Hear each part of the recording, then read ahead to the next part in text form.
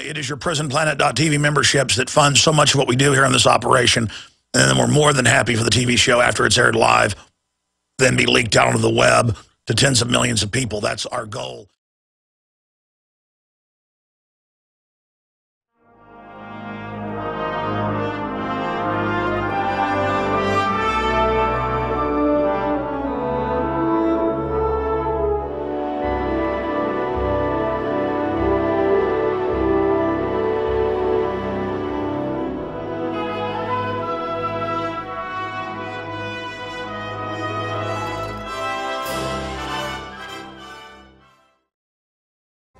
May 31st, it's day one of Bilderberg 2012, and it's the Alex Jones Show. My name's Paul Joseph Watson, and I'll be filling in for the first half of the show because, as you know, Alex Jones and crew are live at the crime scene of Bilderberg 2012, where the criminals are now officially arriving. It's day one.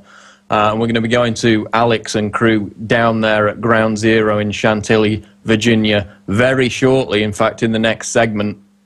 But as you know, unprecedented security, you know, machine gun nests, mainstream media photographers being threatened with arrest. They've set up a half-mile security perimeter around the entire hotel. And it's all for over 100 of the world's most influential people meeting in secret with barely a whisper from the establishment media. Judging by the tweets, we've actually still got activists inside the Bilderberg Hotel. Of course, they received the letter, the ones that were able to book and actually have their bookings fulfilled. Alex Jones wasn't. He was politely informed 2 days beforehand he wouldn't even be able to get inside the hotel. But there are some activists who booked rooms in the days before the conference began, received letters saying they would be kicked out at noon on Thursday, and it's just coming up to that time now. So last we heard about an hour ago, there are still info warriors and activists inside the Bilderberg Hotel, so that could get very interesting indeed.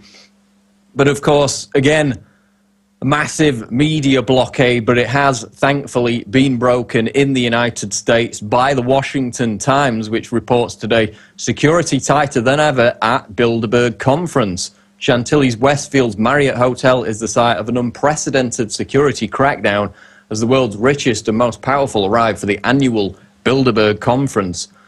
And it talks about hundreds of demonstrators arriving. Obviously, we're expecting closer to 1,000 at least over the course of the weekend, which is when most of the activists will be arriving.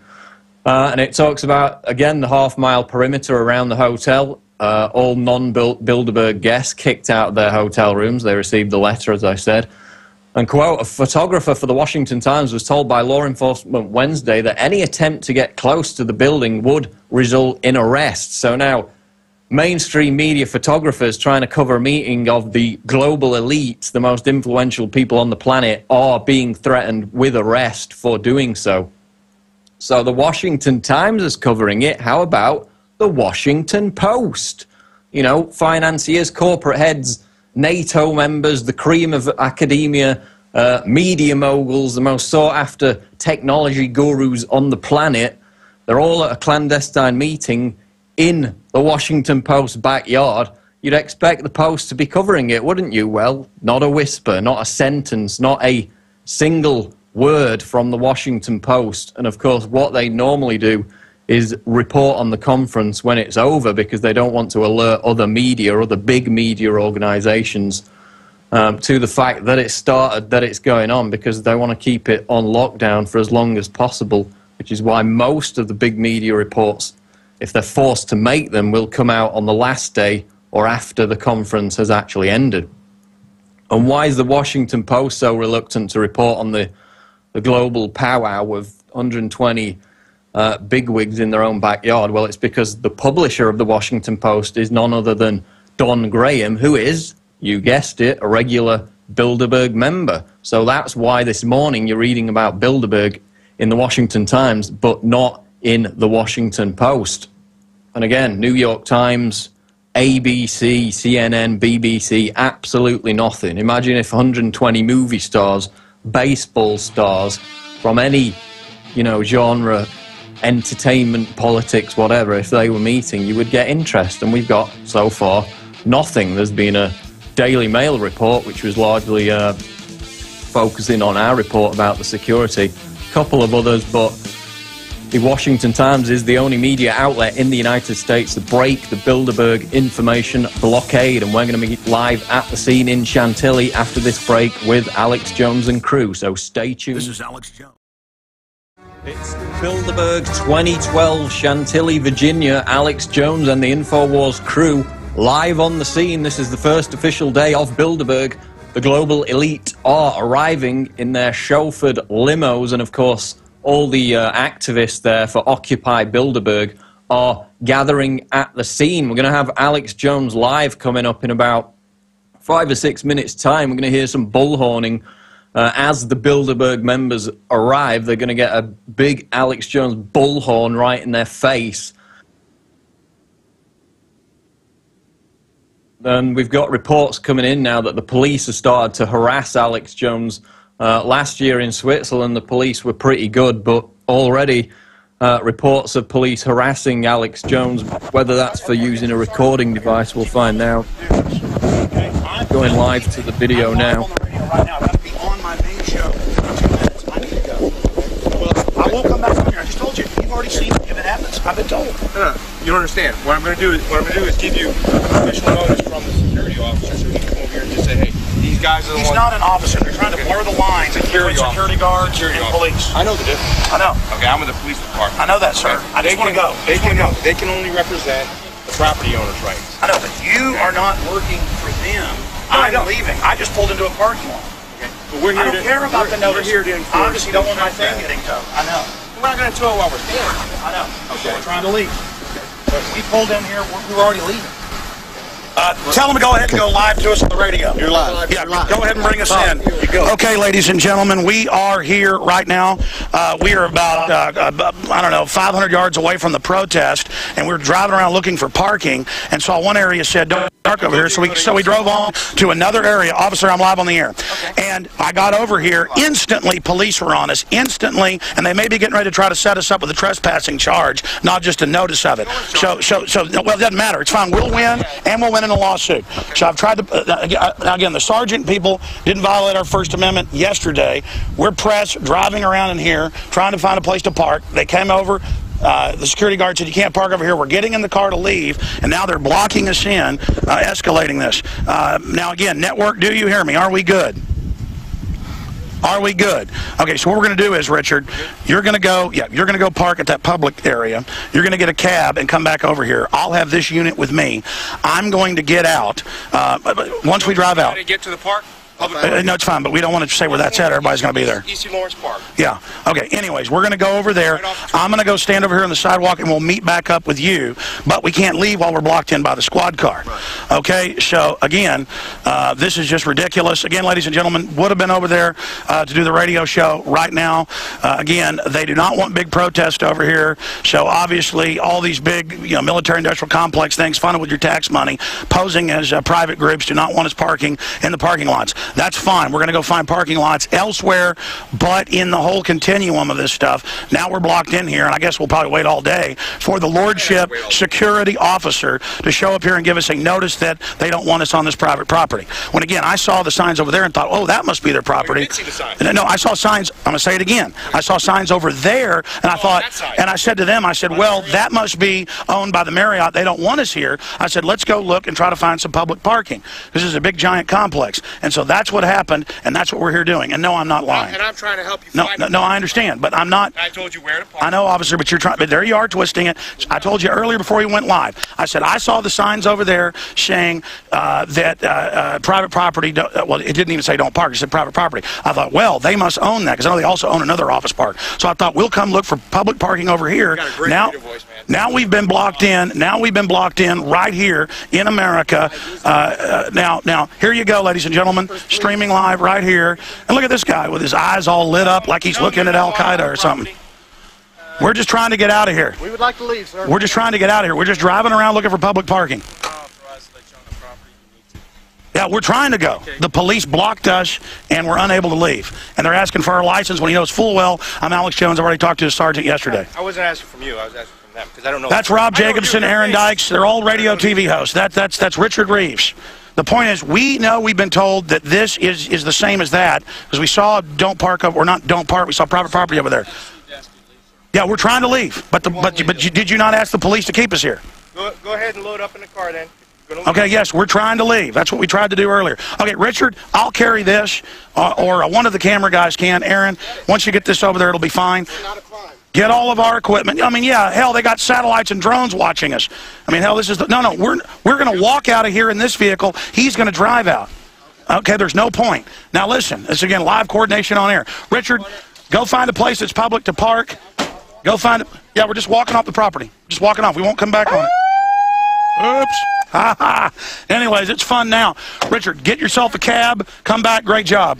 Okay, ladies and gentlemen, what I'm going to do here is, Paul Watson, can you hear me? Yes, I can. All right, we are getting off of their lordship's property here. Let me get this baby up. I got the one that works. We put fresh batteries in this. Hey, Richard, is this the one with fresh batteries? Again, guys, keep shooting because we got live Skype video here. Anyways, what's going on? Is this the one with the biggest batteries? Okay, great. Let me see the other one. This one sounds pretty good. Let me see the other one. I don't think this one's as good. Let me see that. Hello, hello. Yeah. Well, we were planning to get our equipment ready. I'm leaving in just a minute, officer. And I know we're live on the radio, folks. Just keep streaming. No radio? Do what? Yeah, we're good. We're good. Man, I tell you, these have new batteries? I got new batteries, too. Okay, well, I'm sure it's fine then. All right, thank you, officer. All right, man. Glad we got out of this without a scrape. Glad to finally met you. Hey, it's nice to meet you, too. What's your name? Kiefer. Officer Kiefer. Good to meet you. Yeah, all the other guys were real nice. Some said they were listeners. But literally, I saw the don't park over there, or the no trespassing thing, and was looking around for somewhere. Yeah, and then you guys were instantly on us. Public parking closed. Yeah, it's fine. Your driver could go. It's fantastic. All right, Paul Watson, how long do we go to break here? I think we've got about 5 minutes.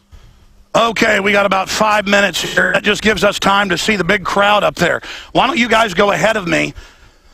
And be careful, don't fall over or anything at the last minute. And let's get around the corner over there and show that big crowd of people already massing, despite the fact that this big military-industrial complex area certainly does not want us parking here. They figured out that 4 years ago we parked in these big semi-empty parking lots over here. And again, if you can show people, this is where I saw the signs saying private property, so I thought, hell, it's okay to park over here. So I didn't see notices over on that side. Anyways, I thought we could find something around here. Oh, I understand. No, I believe you. I believe you. I just didn't understand that. No, I understand. I just don't want you to think I was lying to you, officer. Alex. Yes, sir. Alex. Yes, Watson. You were able to be in that location back in 2008 then? Yes, we were in this location back in 2008. Well, we're even one office park over from that location. They've got police. They had notices about how it's private property over on this one area. So we drove hundreds of yards down to another office park, and there weren't any signs there. And again, this is just ridiculous. But that isn't what matters. I've got a big notebook here from now 4 different sources inside Bilderberg. I talked to Daniel Estulin last night. He had a media contact here, and I'm just sitting out there on the deck of a hotel with Jim Tucker, and Estulin hadn't talked to him in years, called, so he's on. Coming up, you'll be able to interview him. Again, I'm carrying the mobile radio unit and the bullhorn here. Aaron, do me a favor. Once you get up to this point, will you carry this for just when I first start bullhorning? It's like you're in the Army or something. Good job. Thank you, officer. Hey, make sure you no, that's good. Today, okay? I'll just stay close to you. Thank you.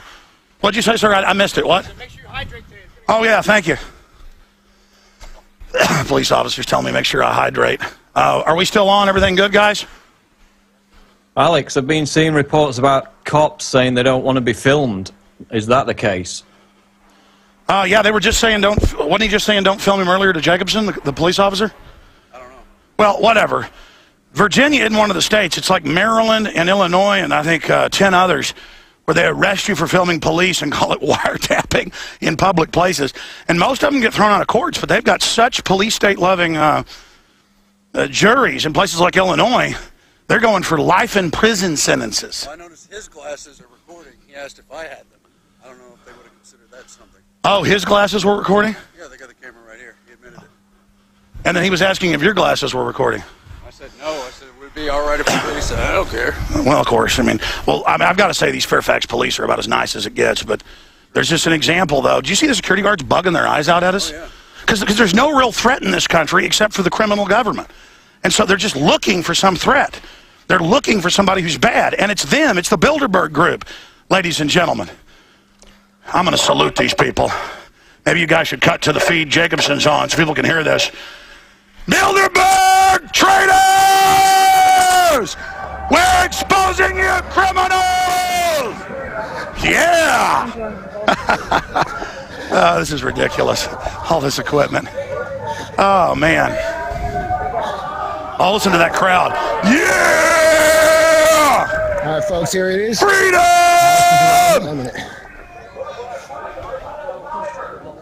It's a word they don't want to hear around here. This is New World Order Empire Central. Yeah, skip the break. Hell, we skipped the... Okay, yeah, move the mic away. I'm being too loud. This is going to be really exciting. Look at all these great people, and it really doesn't even kick off until tonight and tomorrow. Watch that mud.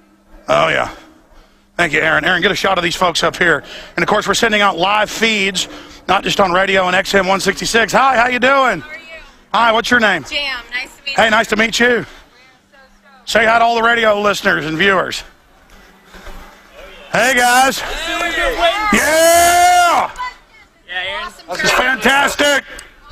Oh, it's going to get better. This is Thursday in the afternoon. Everybody's going to get here later. The answer to 1984 is 1776. Yeah! Freedom! Long live the Republic! Death to the New World Order! Yeah! Oh, look at the dinosaur media. Hey, get a shot of the dinosaur media. Is it true Chuck Norris is going to be here today? That'd be great if Chuck Norris showed up. No, at part of the conference. But Aaron, what you really I doubt that. No, I hadn't heard that. What are you guys with, like Democrat comedy media or something? How much have you made off trying to stir up people's emotions and these type of things? Well, not as much as the bomb makers and globalists that are in here, the trillions they've stolen of taxpayer money. But yeah, freedom is successful. We're starting to beat the globalists. We're exposing their organization. I want to salute everybody that is here. I want to thank all of you for standing up against tyranny. The Bilderberg Group is extremely upset that you're here. They're extremely upset that they're in dozens and dozens of newspapers and on television right now. The system knows that humanity is waking up. The system knows. The system is scared of the people. The system is beginning to panic, and it's because of people like you that we will defeat this foreign criminal global mafia that is trying to take our society over. I'm going to throw it back to Paul Watson for about 10 minutes. I'm going to come back. Daniel Estulin's coming up on the radio and more. And I'm going to be addressing the Bilderberg scum, and so are you, as they begin arriving in the next few hours. It's Bilderberg 2012, Chantilly, Virginia. The people strike back. Okay, back here. And Alex Jones doing what Alex Jones does best. You'll notice there was some kind of sniveling little mainstream media hack in there who tried to point the finger of accusation at Alex and all the protesters there as if they were getting something out of what they're doing. These are people who have travelled hundreds of miles to great expense. They're spending money on hotels. They're spending money on filming equipment, cameras, camcorders, iPhones. They're getting 2-3 hours sleep a night covering this. And yet this sniveling little mainstream media hack points the finger at them when they should be pointing the finger at the people inside the damn hotel who are creating all the wars, collapsing the economies, and yet, you know, somehow we're under the spotlight for some reason. Again, there's an amazing We Are Change video which had just come out, which is going to be on prisonplanet.com in a short while. And it's Lawrence O'Donnell, and that exchange you heard previously just reminded me of it again. Lawrence O'Donnell of MSNBC, and basically Luke Rudkowski goes up to him and says, what do you think about the Bilderberg Group? And O'Donnell says, well, I've never heard of it. Rudkowski says, well, it's a meeting of the most influential people on the planet. O'Donnell, in his sneering, mainstream, MSNBC, pathetic, collapsing ratings, arrogance, comes back and says, no, it's not. He said, I have no idea what it is, so it's not. So because of the fact that he hasn't even heard of what the Bilderberg Group is, what it does, that means it just must not exist, or it just must have no significance whatsoever. And it's just the, the leering elitism of this brain-dead teleprompter reader as he stands there. He can't even look Luke in the face. He's so high and mighty on his peanut gallery perch. It's like, it's beneath him to even talk to the alternative media. And this is why, the meeting of the 120 of the most powerful people on the planet is only in one US newspaper or even news outlet full stop so far, the Washington Times. Nothing in the Washington Post, MSNBC, nothing, probably because they hire idiots like Lawrence O'Donnell who get up there and say, oh, just because I don't know anything about it, that must mean it has no significance. Just the height of arrogance and ignorance, just because he's ignorant of it, it doesn't exist, has no influence. And again, you saw it there in that exchange. Going back to the hassle with the police, there's already YouTube videos about activists getting pulled over by the police, having their cars searched, not even within the perimeter of the hotel, just on the roads outside.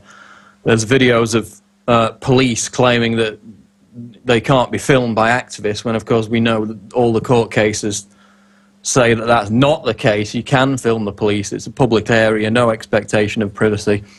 So we've got a lot of harassment going on, and it's literally, a few hours into the start of the conference.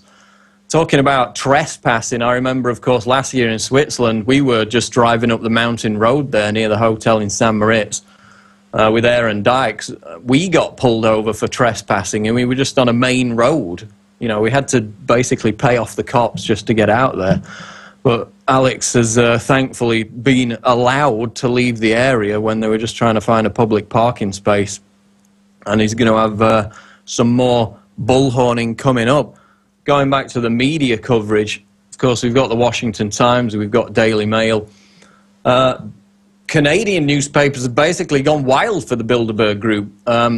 There's an argument going on between two of their elected representatives, basically a slanging match between Bilderberg attendee Alison Redford, who is the Alberta Premier, and her political adversary called Danielle Smith. And as we reported yesterday, Redford is this prominent global warming alarmist who's attending Bilderberg this year to push the UN's Agenda 21 and the post-industrial revolution, which in fact, if you go to the Bilderberg Meetings website, this is now the new official website of the Bilderberg Group, they've actually just, as of about half an hour ago, put out their official press release. Now, of course, routinely, this press release never gets into any details and is very vague in the topics that it says the group is going to cover. And we've actually got that press release. You probably can't show it on screen because of all the different cameras we've got running. They can't show screenshots. But we've got Bilderberg 2012 discussing transatlantic relations, evolution of the political landscape in Europe and the US, austerity and growth in developed economies. That's Agenda 21. That's reducing living standards. That's a translation. Cyber security, again, the US and Israel caught creating all the viruses, then calling for cybersecurity so they can shut down the internet. That's another key topic of discussion. Energy challenges, that's the post-industrial revolution, jacking up energy prices to lower people's living standards. The future of democracy, well, democracy ain't got much of a future with 120 people who are supposedly representing us meeting in secret and making policy. So not much future in that. And Russia, China, and the Middle East. They've actually, this is quite unprecedented too. They've already released the full list of participants on the official Bilderberg website. Now, I remember last year in Switzerland, it wasn't until the second or third day in. It's normally towards the end of the conference that they do that. Well, I'm just going down the list here looking for notable names. Of course, we've got many of the usual suspects. Kenneth Clarke, of course, Lord Chancellor, Secretary of Justice from Britain. Just looking at the USA attendees. Governor of Indiana, Daniel Mitchell Daniels, Governor of Indiana. Christopher DeMuth, Distinguished Fellow, Hudson Institute. And Thomas Donilon, National Security Advisor, the White House. So the White House is actually represented at the Bilderberg Group. Of course, back in, I believe it was 2009, we had an Obama representative go and visit with the Bilderberg Group. Of course, Obama himself and Hillary most likely did attend the 2008 meeting, which was also in Chantilly. So now we got Thomas Donilon, National Security Advisor at the White House, there scheming with heads of foreign corporations, academia, media moguls. Going down the list again, this is the official released list on the Bilderberg website. We're going to get this up as soon as possible, Infowars.com, prisonplanet.com. It's, of course, bilderbergmeetings.org.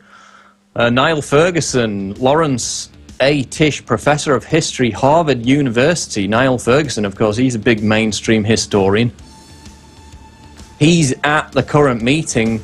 So I'm seeing a lot of new faces on this list. Of course, Donald Graham, Chairman, CEO, Washington Post Company. That's why the Washington Post ain't reporting on Bilderberg. We're going to continue going through this official list of Bilderberg attendees 2012 Chantilly after the break. It's the Alex Jones Show live, Infowars.com. Stay tuned. We're back. It's Bilderberg 2012, and we've got the official attendee list of the global elite there in Chantilly. John Kerry, Senator for Massachusetts, violating the Logan Act. A lot of usual faces, but a lot of surprises, of course. Now we're ready to go live to Alex. Alex, we've got the official attendee list. Amazing. That's huge news. We just got the official attendees list. Get it out, Watson, and get it up on drudgereport.com. By the way, the Drudge Report, more than the Washington Times, more than even WorldNet Daily, we've all done great jobs reporting on this and breaking the electronic Berlin Wall. The Drudge Report 4 or 5 years ago started really bringing our information out. I know we even linked to the Intel Hub the other day. That was really exciting. So a lot of great things are happening. Our time is coming because people are counting the costs and realizing the globalists are incredibly dangerous. The status quo means giving into eugenics, death, and world government. Paul, let me talk about 5 minutes here and let you get that posted. Have you been able to post that official list that we got from our little bird? You got it at Infowars.com? We're posting it right now at Infowars.com. Okay, fantastic. Paul, I'm going to get off the phone and let you call Kurt real quick or off the Skype and make sure that that gets posted and everything. We do that right now? Kurt's already posting it. He knows. No, I know, but what's the provenance? Is he saying where it came from and stuff? It's on the official Bilderberg website. They've released it already. I understand, so they put it out there. All right, good. The Bilderberg Group themselves, again, that didn't exist a few years ago, has released the list themselves. Paul, then start going over that list. But I want to post it as Infowars.com with a link to them at the bottom. And then we can link to our page there as well. I'm just directing everybody from here in Chantilly. Please continue, Paul Watson. Go over the list for people that is just now going up at Infowars.com. Okay, I'm going through the USA names, of course. Keith Alexander. Start over, and I'll come back in 5 minutes. Okay, that's Alex Jones. He'll be back soon. We're going over the official Bilderberg 2012 attendee list. Some interesting names on there and some usual suspects. I'm just going through the list of USA attendees because there's so many. They're not characterized by country, they're characterized by name.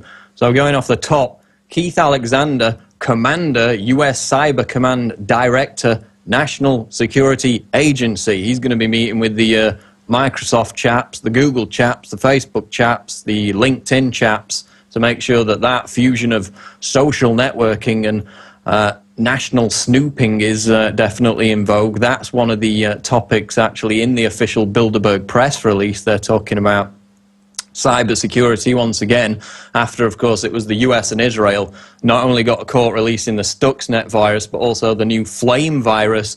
Basically, Israel again has come out and admitted they did it. So while they're pushing for internet control and censorship of free speech because of cybersecurity threats, they're meeting at Bilderberg to discuss cybersecurity threats. They're the ones creating the cybersecurity threats. You know the drill by now.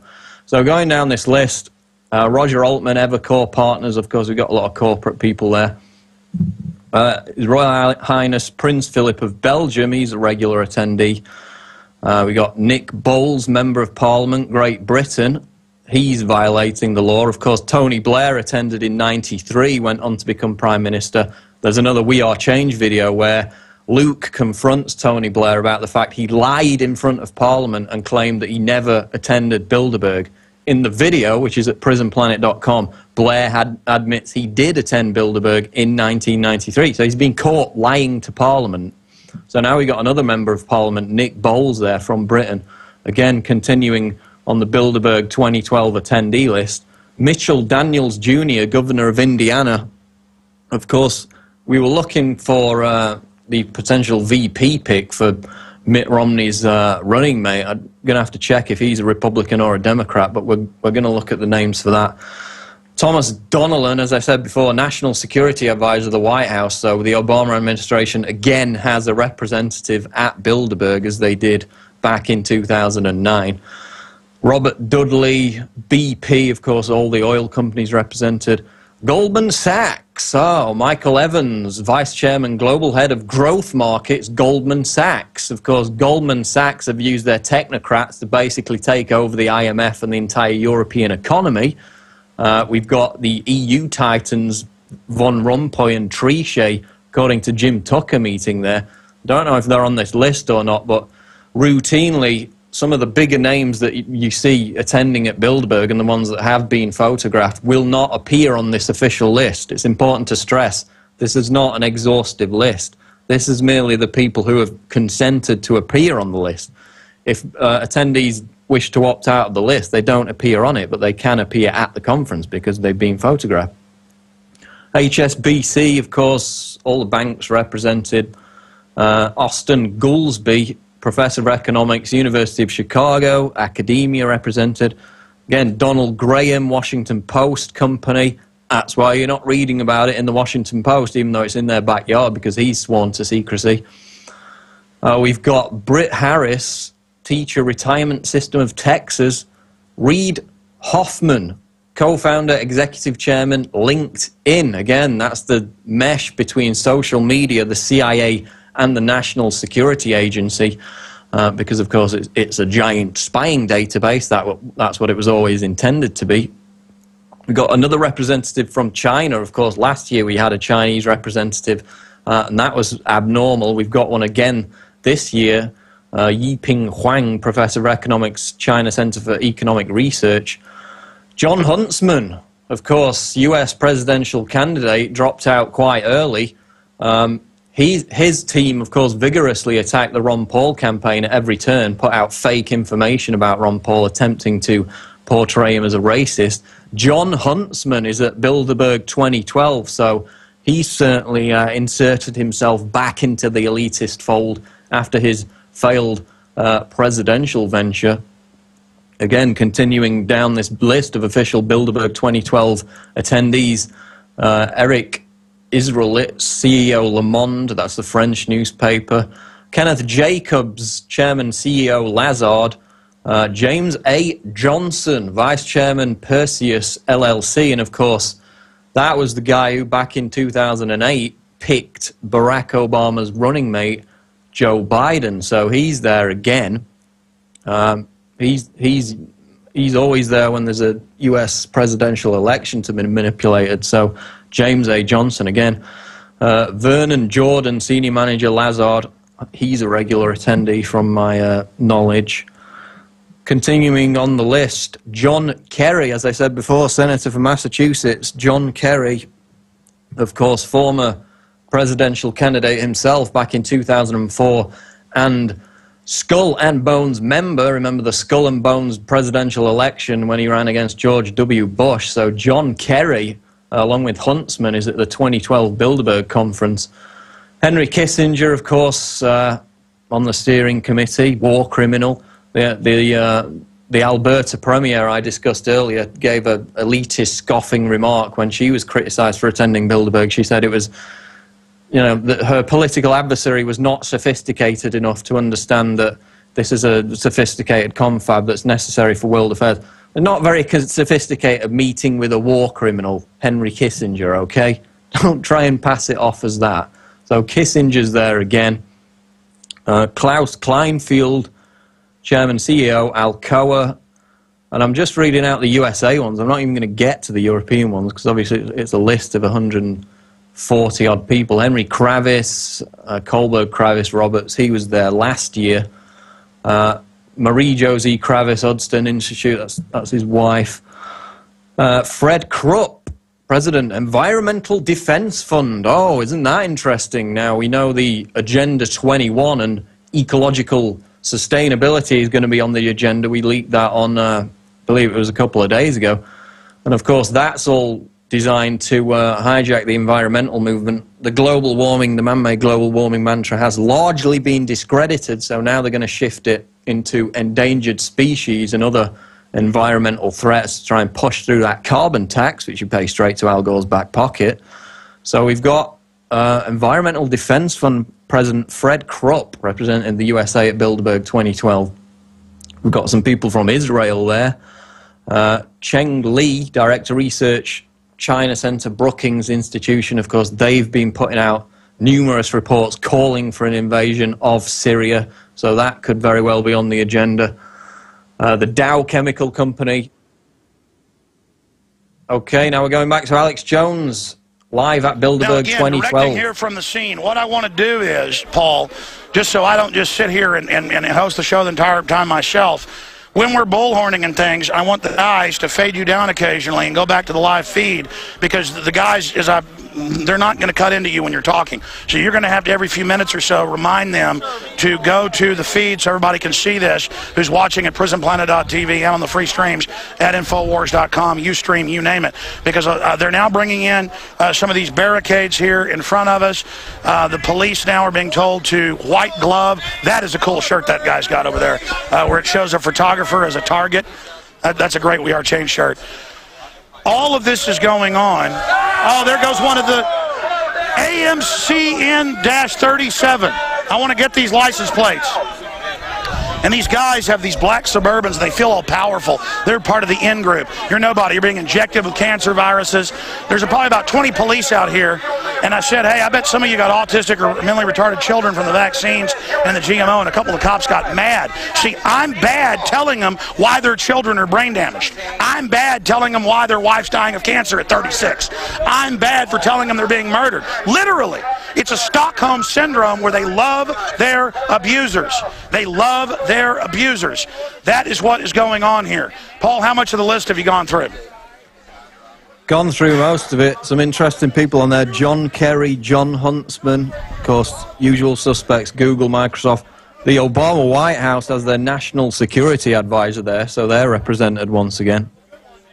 A lot of new names on it from what I can see. The way they're acting, they're probably going to have Obama or Romney or somebody slinking in here. One of these criminals. Check the back for Colombian hookers. Check for Colombian hookers in the back. All right, again. All right. All right, there's the head police guy right there. Can you come talk to me, please, sir? Which one? I remember you're riding around on the golf cart. Can I talk to the, can you take me to the leader? Can I talk to somebody from the police department, please? From the Fairfax County Sheriff's Office or whatever it is. No, I need to talk to somebody. They wanted to talk to me at the beginning. I need to talk to one of you guys. Again, we get the silence of when the NSA is listening to our phones. They just sit there and go, yeah, it's criminal, we do it, so what? Your bank account's ours. Seriously. Hey, I need you guys to, I need to talk to whoever's in charge. I mean, you guys came to me yesterday as a leader of the protest. I need to speak to you. All right. Again, I want to talk to you guys.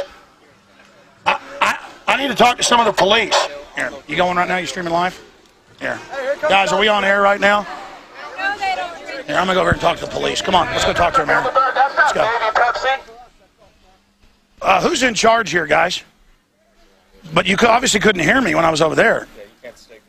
I know, but I mean, we're here. We're citizens. I need to talk to somebody. Not on the middle of the room. Okay, well, who's your commander? Okay, who's your commander? See, there, that is secret police right there. And look, he's pushing me. I don't need to be pushed. I need to know who Sergeant, who's your superior? Who's your superior? You better slow your roll down. Who's your superior? Yeah, are you the superior? Okay, well, do I need to go to the police department and talk to him? So I need to go over there.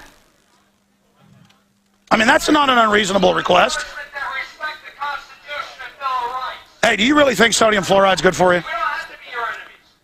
Well, where's the property line? Right here? That good? You savored telling me step back. Are you like a big wimp that got into this so you can beat people up? Because the cops I met yesterday weren't like that. The Nazi said I was just following. It doesn't matter. Let me tell you something.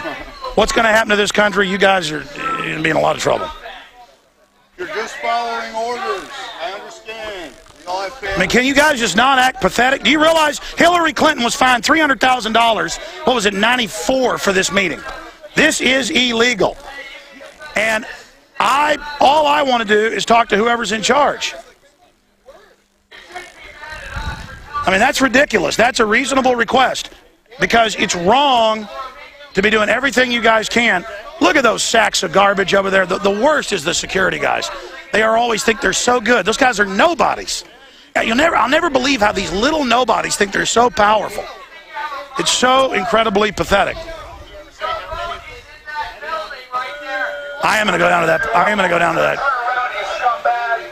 I am going down there today. And again, once the protest starts, I mean, one reason they probably are a little more grumpy today is everybody's saying scumbag and stuff to the hotel workers driving in. That's another issue, folks. You might just want to actually call the limousine scumbags because the hotel workers, half of them don't even know what's going on. Okay, well, later I am going to go down there to the sheriff's department. I guess that's what you guys want down there. Doesn't matter. Because they've militarily trained them, and militaries are designed to fight enemies. That's why we don't have peace officers anymore. We have an occupied government. We have TSA on the highways, totally out of their jurisdiction. They're hiring defrocked pedophiles to head the TSA up. CBS News, because that's what it is. Now, most of these guys aren't pedophiles. These are just military types. You know, that military mindset, and we are the Iraqis. We are the Russians. That's just some driver getting ready to pick people up. They will have the stupid little B in the window like we don't know that code word. Hey, Adam, how you doing, buddy? Good to see you, man. Good to meet you in person after all these years. Oh, I didn't want to interrupt, but I hope I get an interview with you later. Absolutely. I want to talk to all you guys. Hey, Watson, you still there on the radio live? Yeah, we're still here watching you live, Alex. Again, for XM listeners on channel 166 and other systems, keep listening to the radio. You can go to Infowars.com. There is free video streams, so you can actually put faces to all the things that we're doing right here. Again, I met with the police yesterday. They were really, really nice. Off the side, if you said, yeah, we listened to the show, a few of them. Today, most of these police are nice, but I haven't been here till now with protests. People are yelling scumbag and stuff, so I'm sure the police think that people are talking about them, and then the cops start acting tough, and then there's always a few of them you can tell weren't too tough growing up, and now they want to show you they're tough. And then, of course, you just point that out to them, and they get embarrassed. And it is embarrassing. You know, the ridiculous exercise of power is embarrassing. I have a lot of power. I have 15 million listeners, and sometimes I misuse it. It's embarrassing. But, you know, the point is that we're here confronting a global mafia. In fact, Paul, why don't you do it? Why don't we get Kurt Nimmo or Paul or one of you guys do an article about the Logan Act and how this is illegal? Why don't we do a report on that? We need a report pointing out the Bilderberg meeting is illegal. That's the headline. I mean, I'm telling these guys it's illegal, and they're rolling their eyes at me. Now we'll be right back with Alex Jones live, Bilderberg 2012. Stay tuned. We're back on the Alex Jones Show on this May 31st edition, and of course it's the first day of Bilderberg 2012. We've got police harassing activists already, reports of people getting pulled over, vehicles search, criminal background checks run. Alex Jones and crew tried to park in a public parking lot, were kicked out, police tried to intimidate them. And now Alex Jones is live on the scene with the bullhorn, and he's joined by Adam Kokesh of Adam versus the Man. Yes, so yes, and I just want to be clear. now. Are we ever sending out this Skype feed that we have, or is that needed, or should Aaron go to live feed? Okay, that's live right now. Yes, it is live right now, Aaron. Okay, fantastic. Great job, guys. Okay, fantastic. We got double boxes up there on TV right now. Adam Kokesh, you got here about 3 hours before we did. Tell us, host of Adam versus the Man, tell us what you witnessed. Sure, well, we had kind of an uneasy standoff until about an hour ago where the entire crowd was out here on the sidewalk, on the public property, and the police had their checkpoint well away from the cameras where you couldn't see what was going on. You couldn't really see who was involved. And one of the gentlemen here, as part of the protest, decided to go and ask for identification for the officers involved in order to report them as violators of the Logan Act, and use that as you did as a way of simply starting a conversation, having it in official capacity, saying this is something that you are obligated to do as an honest member of law enforcement. You have an obligation to identify yourself by name and badge number. And what prompted their response that you see now, where we're all pushed back and barricaded in here, was that he was completely rebuffed in all of his attempts. They let him, as they pushed the crowd of us back that were trying to record what was going on, they allowed him to write down names and badge numbers, but there was no official communication at all. And it seems it's one of those really weird things. Like you said, you can point out the psychological underpinnings of the insecurities of these officers and embarrass them, but they are relatively disciplined, and they understand, even though they're local Fairfax County, Virginia officers, that this is a special event and you're not obligated to do your normal duties as a law enforcement agent. And everywhere the globalists go, they turn it into a police state and a martial law drill. All over the world, it's standardized. Of course. And so what we have now is where people are being barricaded back specifically here to the public property. This is what went on in Iraq when you were there. I mean, the exact same science of control is being brought here.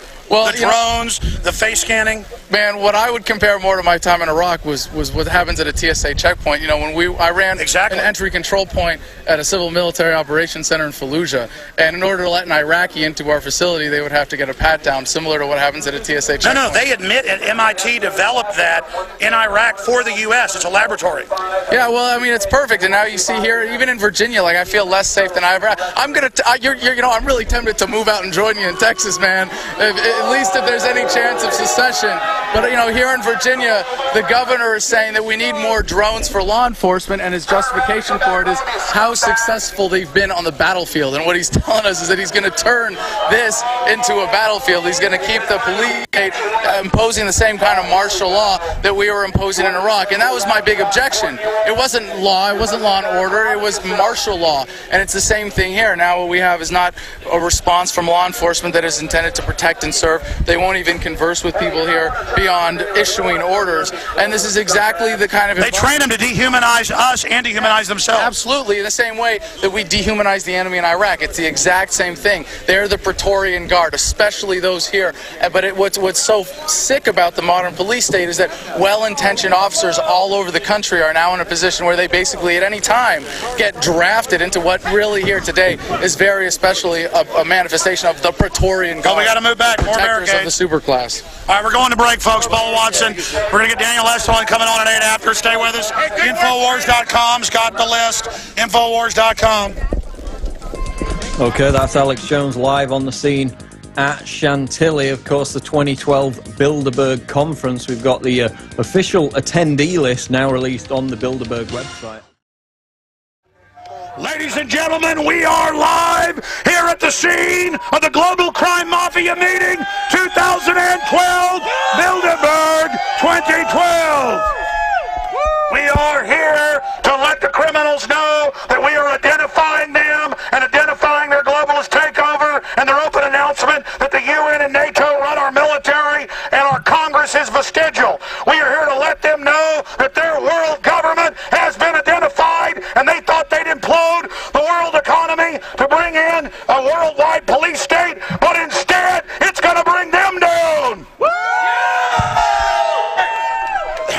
The answer to 1984 is 1776. The answer to tyranny is liberty. The answer to tyranny is resistance, and you are the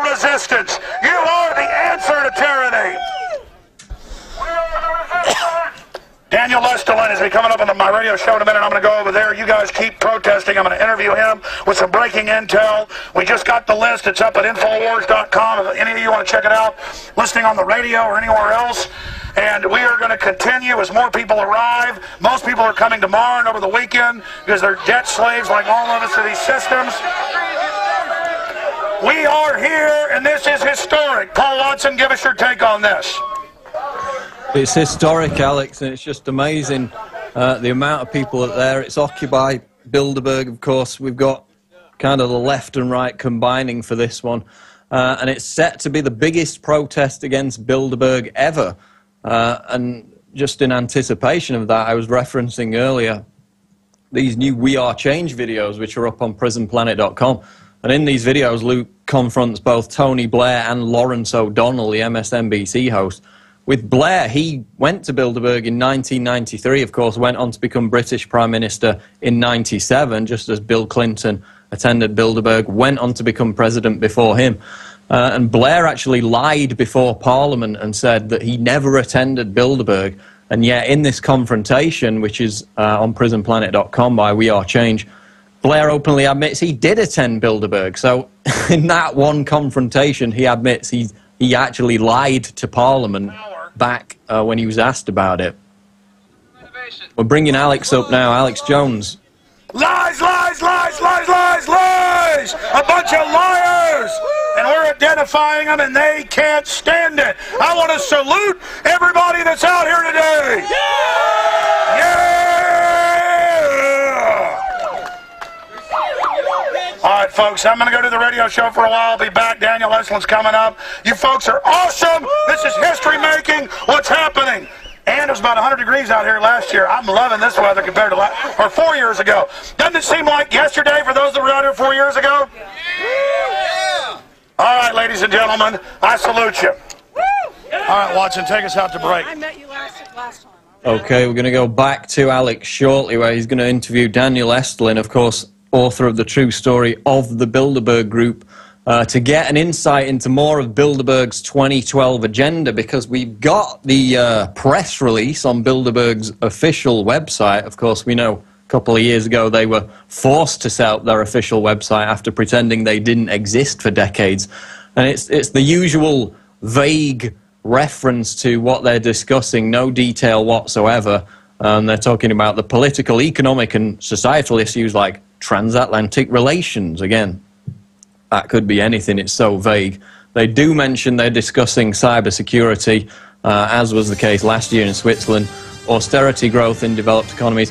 We're going to cover it all with author Daniel Estulin and Alex Jones on the other side of the break. You can watch the Ustream live at Infowars.com. Stay tuned. I am coming to you from the ground right outside the Brooksville Marriott, where the Bilderberg Group is now set to meet for its third time in the last 2 decades. And there is already a crowd of about 200 people out here, even though the real demonstrations don't start till tonight. Most people can't get here until obviously Friday and Saturday. I'm going to be here right through the itinerary and the list. The new Bilderberg list 2012 is up at Infowars.com. Now, for the next 30 minutes, joining us from Europe is the best-selling author of Club Bilderberg, and he's got great sources inside Bilderberg. We've now gotten some sources as well, not just on the hotel staff, but close to Bilderberg. And Jim Tucker gave us a big data download I'm going to give you next hour. But Daniel Estulin is working on a lot of new stuff right now, and he joins us. So fantastic to be able to get him on, a very busy guy. And again, Paul Watson is from England. He's sitting in the wings in case I have any technical problems, and I'm here on the ground with Aaron Dykes, of course, Rob Jacobson, Richard Reeves, and others. I just want to salute all the great folks that are out here. It's amazing to see the light of liberty in all their eyes. Daniel Estulin, wonderful to have you. Thank you for joining us. Hello, brother. How you doing, man? I am good, Daniel. Please tell us, I talked to you yesterday. You say you've got some amazing intel on Bilderberg from your source. What's happening in the world of Bilderberg from your perspective? Well, I think without wasting too much time, we can go into this morning's discussion, Alex, if you want. We can start with that, and then we can maybe talk a little bit about what they're planning to do over the next couple of days. Now, one of the key conclusions from this morning is that the United States wants the dollar to fall in value against the Chinese yuan. Now, obviously, this is not a great piece of news. A lot of us who've been into this, we've known about this for a long time.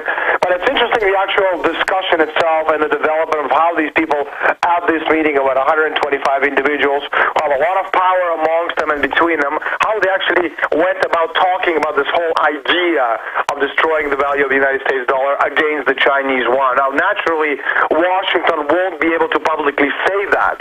So what they do is they do the next best thing. They make it politically feasible to blame China for all the problems that have beset the United States.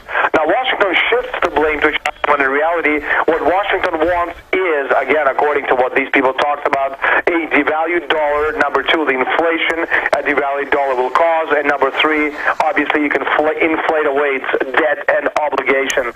Thing is, the people are the guinea pigs in all of this, especially the American people. Your wealth, our wealth is at risk. The purchasing power of the United States dollar is obviously being sacrificed at the expense of everything that we've talked about right now. And now, Bilderberg is concerned with yet another Lehman-type mega shock. That's something else that these people talked about this morning. Without concluding, they'll be talking about more about this afternoon. Now, one of the key discussions from this morning, again, dealt with a very real possibility of bank runs, the final nail in the coffin of any modern economy. Now, remember, last year, Alex, we witnessed a very similar contagion when investors stampeded from the bonds of the weakest European countries. Now, we've talked about this a couple of years ago. If you remember, about 2.5 years ago, we said this was going to happen, and of course, it's happening right now. And much like today, the first to be attacked was Greece, and it will be again the weakest link in the chain. Then comes Spain, then comes Portugal, and then comes Italy and France. Although Italy is a very interesting case scenario. A lot of people will talk about Italy going down, but again, according to my sources within the group, Italy will never go down because it has this funny little institution called the Vatican, which of course will sustain the entire system of Italy in place. Okay, Daniel, let me go through this. Again, some of them did arrive last night. There's some there now, more arriving here in the next few hours. Some of their jets are coming in now here in Virginia. But specifically from my sources, they had wanted to implode the economy, but not quick enough to wake people up. Give me your inside take on that. And are things getting out of control for them, or is this implosion just part of their takeover? You know, in my film Endgame, 6 years ago, we talked to you. A very good point, Alex. It's, first of all, the discussion is, the Bilderberg meeting is up and running. It started this morning. Some people obviously are coming, such as the case of some of the participants from overseas. But again, the meeting it starts on Thursday, it ends on Saturday midday. Then, of course, they go for their boat ride or golf game. But the point is, the meeting does start this morning. It did start at about 8:30 this morning. And again, the key point, which was discussed this morning, is the destruction of the United States dollar. And obviously, the whole thing about what's coming up is, as one Bilderberger said this morning, and I quote, Europe and the United States are now on a collision course with a second Lehman-type mega shock. And the key questions asked this morning, is this worse than 2008? So obviously, for people who are not there at the meeting yet, because they haven't quite arrived due to their personal commitments, are certainly missing on some very interesting information. And if you remember, again, in 2008, just to fill in the people very quickly, it was strictly individual financial institutions that were on the edge of collapse. Today, the entire nations are on the brink. The banking system is on the brink. Spain is on the brink. Every Spanish bank basically is junk quality. And you and others said that they were planning this to take control and offer their Bank of the World. I know Van Rompuy is set to speak, one of the heads of the EU, on having a global bank as the solution to the crisis they created. But my question simply is, are they losing control, or are things going according to plan? Because from some of my sources... It's a very good question. It's a very difficult question to answer. You see, we can talk about whether they're losing control by how much. You see, the whole bailout is a giant trap. Now, under the guise of saving the economy, what they have done is they've transferred huge amounts of debt from the private hands, from the banks and other powerful interests to the government. But because the economies continue to collapse through this entire period, now this debt is absolutely unpayable. There's no way that this debt can ever be paid. So the effect of this is to bankrupt the government, and we can see that in Greece. We're seeing it right now in Spain. I live in Spain, and it's Greek tragedy we're seeing around us. People losing everything that they've ever earned in the last 40, 50 years of hard work. Now, the real purpose of the bailout, of course, is to finish the destruction of the government that this inter-alpha process began. And, of course, inter-alpha came in right after the Bretton Woods Agreement was destroyed in 1979. 1971. It's the collection of banks led by some of the biggest banks, such as Banco Santander in Spain, who control about 70% of world's money. And the whole point, again, as you can see it in Europe, for example, all the negotiations trying to save the debt, and then again, some of the things they'll be talking about over the next day and a half or so. And one nation after another is falling to corporatist dictatorship. And that's the real issue here, Alex. You're watching the nations of the world being destroyed and being replaced by fascist dictatorship, something that you've often talked about over the past few years, using the same terminology I'm using right now, and again, I'm quoting Sure, they're putting the technocrats in. Dictatorship, an international, global, fascist, or imperial dictatorship. Fascist technocrats. Now, Brzezinski has said that people are waking up and they're scared. Do you agree that that's really what the elite are saying? What do you think the Bilderberg is saying about unprecedented coverage, thanks to your work and so many others' work in Europe and now the U.S., the electronic Berlin Wall falling? What's your take on that, Daniel? You know, on the one hand, it's great that we're getting so much attention, especially with people such as yourself in the States working the net, working the crowds. But on the other hand, again, there's just simply not enough people, especially when you compare it to, such popular events as, I don't know, a Lady Gaga concert or a football championship, a Super Bowl. I mean, it would be great if we could get 500,000 people to come out and stand in front of the hotel and actually say no to this thing, but we don't have that. I don't know how many thousands of activists. Well, they've beat up protesters they beat up protesters for 30 years to create a chilling effect and intimidate them at G20. I absolutely understand, but again, the price of freedom, someone has to pay it. You are doing it in Europe. In the States, I'm doing it in Europe. There's Jim Tucker. There's a lot of people out there doing what they're supposed to, but unfortunately, again, I really wish that there were more of us doing out there, more people coming out, because again, I agree with you. Daniel Estulin, what else is... Daniel, give us your website. Tell us the latest stuff you're working on. What else are you getting from the Bilderberg 2012? What else is on their agenda? My website is www.danielestulin.com. We're actually in the midst right now. We're working on a Bilderberg documentary film. It's about a $500,000 production. It's being put together by a young and brave Spanish production company called Proindus Film. If you remember way back when, we had a Hollywood deal with Halcyon Group who put out Terminator Salvation. They folded. They wanted nothing to do with the Bilderberg film whatsoever due to the outside pressure. My book was first released in Spain. We had a report from the key law firm in Spain. Basically, they said 90% of the book is... And by the way, Daniel, you're not just saying that. I looked into the Halcyon court cases where the outside Bilderberg-connected group came in and imploded it, even though it was profitable, Terminator Salvation, and took it over just so... Think how much money they made for the Terminator Salvation. They went under because they simply didn't want this film to be made. It was a $120 million Hollywood mega production, a Bilderberg movie. Now we have this production company in Spain who put out $500,000 to actually make this film out of their own private funds. This documentary is being made as we speak. We have some amazing people. We've got Linda LaRouche. We've got a lot of people from the LaRouche Group. We have a lot of people such as Catherine Rustin Fitz, the Sub-Secretary of Housing with the Bush father. We have my publisher, Chris Milligan. We have you as well. So we have a lot of great people for this documentary. And as you well know, because you're a documentary maker, this kind of stuff is going to be put out worldwide in English. We're looking at an estimated audience of about 20 million people. Well, I want to have you back on when that happens, but in the time we've got, Daniel, unless you can stay longer than 30, I know you got to go in about 10, 15 minutes. That brings us to the fact that the alternative media is starting to scare the globalists, and they're openly moving towards censorship, calling for internet IDs. Bilderberg wants that. What are they planning to do with free speech? They're getting re-education camps in the U.S. All this stuff's being set up. It seems like they want 30,000 drones over America. It seems like Bilderberg's hitting the panic button, or what's happening? Well, I think it's actually much simpler than that. I think all you need to do is dumb down the people. They've done that a long time ago, and again, what they've been able to do, and unfortunately for us, they've convinced the masses that what you see on television, what you see on the front page of the New York Times, Washington Post, or what Dan Rather has to spat out tonight, has to be the truth, and everything else has to be a conspiracy theory. Of course, Bilderberg is not a conspiracy theory. It's a conspiracy to reality, and basically what they say, what Alex Jones is saying is that, and what Daniel Estulin is saying is the truth. Why isn't it on the front page of the New York Times? Why is it not in the Washington Post? Why do you not get coverage in the CNN? They don't. Sure, Daniel. We got to go to break. Stay there. More from Daniel Estulin with his Inside Bilderberg sources straight ahead. I'm live from Bilderberg 2012. Stay with us. All right, folks, Alex Jones coming to you here live from Bilderberg 2012. If you're watching at Infowars.com, we have live video feeds thanks to my tireless crew, Aaron Dykes and others. Daniel Estulin's going to stay with us till 45 after. Paul Watson's riding shotgun with us, and he will ride shotgun. I'm drafting him into the third hour with Rob Dew, who's going to be in studio from Studio B. It is. We have two studios now, Studio A and B. But you can get a shot down. There's about 200 people out here, folks out here playing music for us. It's really fun. And the globalists have already been arriving early this morning and more now.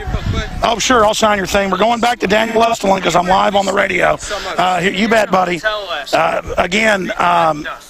Daniel, continuing, what else should we know that's important right now from your Bilderberg sources? Well, again, these are the things that we'll be talking about, obviously, over the next couple of days. But you have to look at this wideward buying of sovereign debt.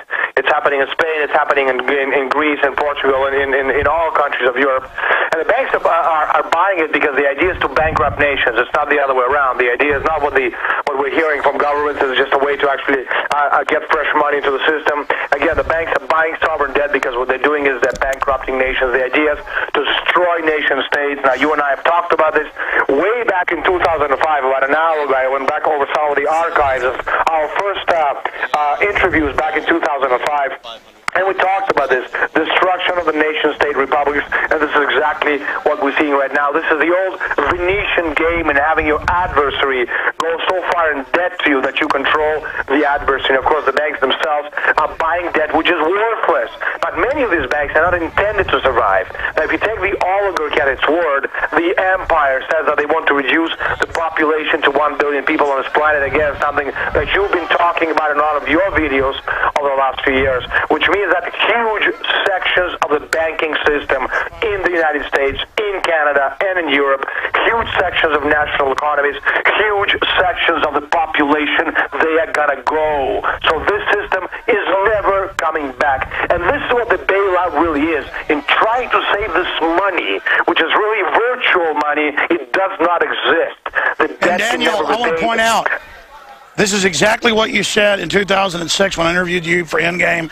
You have Bilderberg sources, and this is exactly what they're doing. It's eugenics. This is the controlled implosion where they pose as saviors and then say we've got to get rid of everybody's liberties to keep things together, and it's a designed, controlled implosion. How do we fight back against this? I mean, clearly we are gaining ground on, yeah. Well, something, again, going back to Glass-Steagall, something that Lyndon LaRouche and his people have been promoting for a very, very long time, that clear separation between what are commercial banks and investment banks. And this is, again, this is the only way to go, that there's a system in Europe, okay? It's called a monetary system, which is worthless, which is based on the Venetian Fondy system going back to the 13th and the 14th century. We don't want that in the United States. We want a credit system, which is exactly what we had going back to Hamilton, and this is exactly what we have to get back in the United States. And this whole movement, again, in America is being led by Lyndon LaRouche. And thanks to you, you get Lyndon on your side a lot, and that's a lot of help out there for the people who are trying to fight Bilderberg and fight the system, because, again, we need to educate people. They have to understand why the nation-states of the world are being destroyed, why countries are being turned into regions, and why regions are being turned into the world. Not government, but rather one world company limited. Again, something that you and I have talked about a lot over the years, and we see it again in Greece, we're seeing it in Portugal, we're seeing it in Italy, where an unelected official by the name of Mario Monti is now the caretaker prime minister. And of course, all of these people belong to Goldman Sachs, as does the general director of the European Central Bank, Mario Draghi, who was on television today in Spain talking about how we need basically to deeper cuts in the system, which will, needless to say, only destroy what little Spain has left of value. Daniel, again, very well said. We're going to go to break and come back with one more segment with you, but I want to start now. We're seeing unprecedented calls to hand the internet over, quote, to the UN. That just means the banksters. We're seeing Congress told, sit down, shut up, the UN and NATO command the military. World government is now out in the open. This is just an incredible time. Why are they now revealing themselves to such a great extent? Well, you know, again, they're not doing it as a world government. They're doing it as a one world company limited, because, again, it's just much easier. It's aristocracy of purpose, something you and I have talked about for your Endgame documentary. It's on. People should go and see that documentary. There's there's a lot of truth in that. In 2006, I think you put it out. You interviewed me for extensive bits for that documentary. One World Company Limited, aristocracy of purpose, corporations that have a lot more power than any government on the planet. You can call it UN, you can call it whatever you want, but it's the technocrats running the world. And they happen to be eugenicists. It's not just like, oh, we've got new owners, there's some banksters. They want us dead. I mean, cancer at record numbers, autism, they are killing us deader than a hammer. Final segment with Daniel Estulin. I'm out here. WorldNet Daily's covering it. The Washington Times is covering it. We're covering it. DrudgeReport.com is covering it. Daily Mail is covering it. All right, we're back live. Now the head cop was ready to come over and talk to me. Earlier I was asking him to, so we're going to talk to him during the next break about some of the stuff going on over here.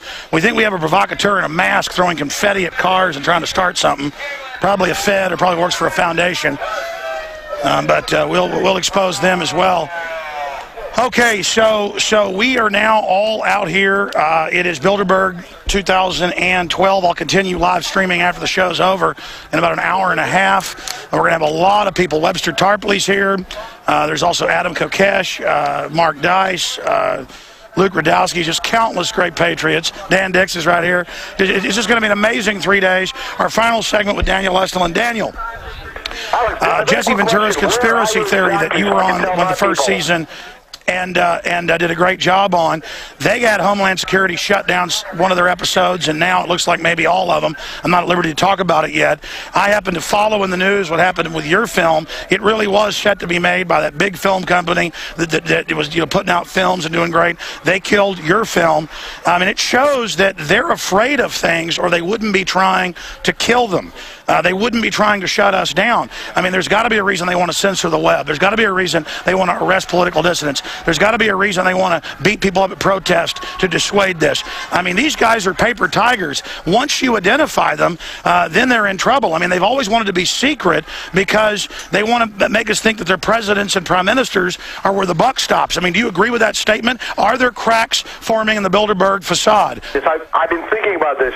You know, the fight is to educate people. You've been doing a lot of that through your videos, but I think people have to understand, to separate a conspiracy theory, from a conspiracy to reality. Conspiracies, what a lot of people talk about what Bilderberg is or is not, and the actual historical Bilderberg, and that will help people understand exactly how to fight them, because again, it's not a one-eyed monster, it's not a Jewish Masonic conspiracy.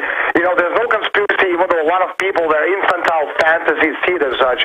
I don't care, no group of people, no matter how powerful they are, sit around a table in a dark room holding hands, staring at a crystal ball, planning the world's future. Again, there are many people who think that Bilderberg is that. It is not that.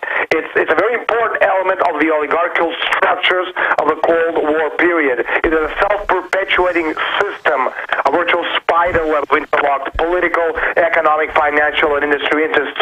And that in itself, Alex, is a pretty significant factor, because what it means, what it meant, was that it was a vehicle through which private financier oligarchical interests were able to impose their policies on what is nominally sovereign governments. And that's what Bilderberg is, and that's the role they play. And if we take it anywhere beyond that, we're getting into the realm of conspiracy theories. And again, our job is to make sure we get as many people on board as we can. And we got to speak to the folks in the gallery, the normal people who have a normal 9-to-5 jobs, and these are the people we want on our side. And they have to understand this isn't some crazy stuff, but this is real.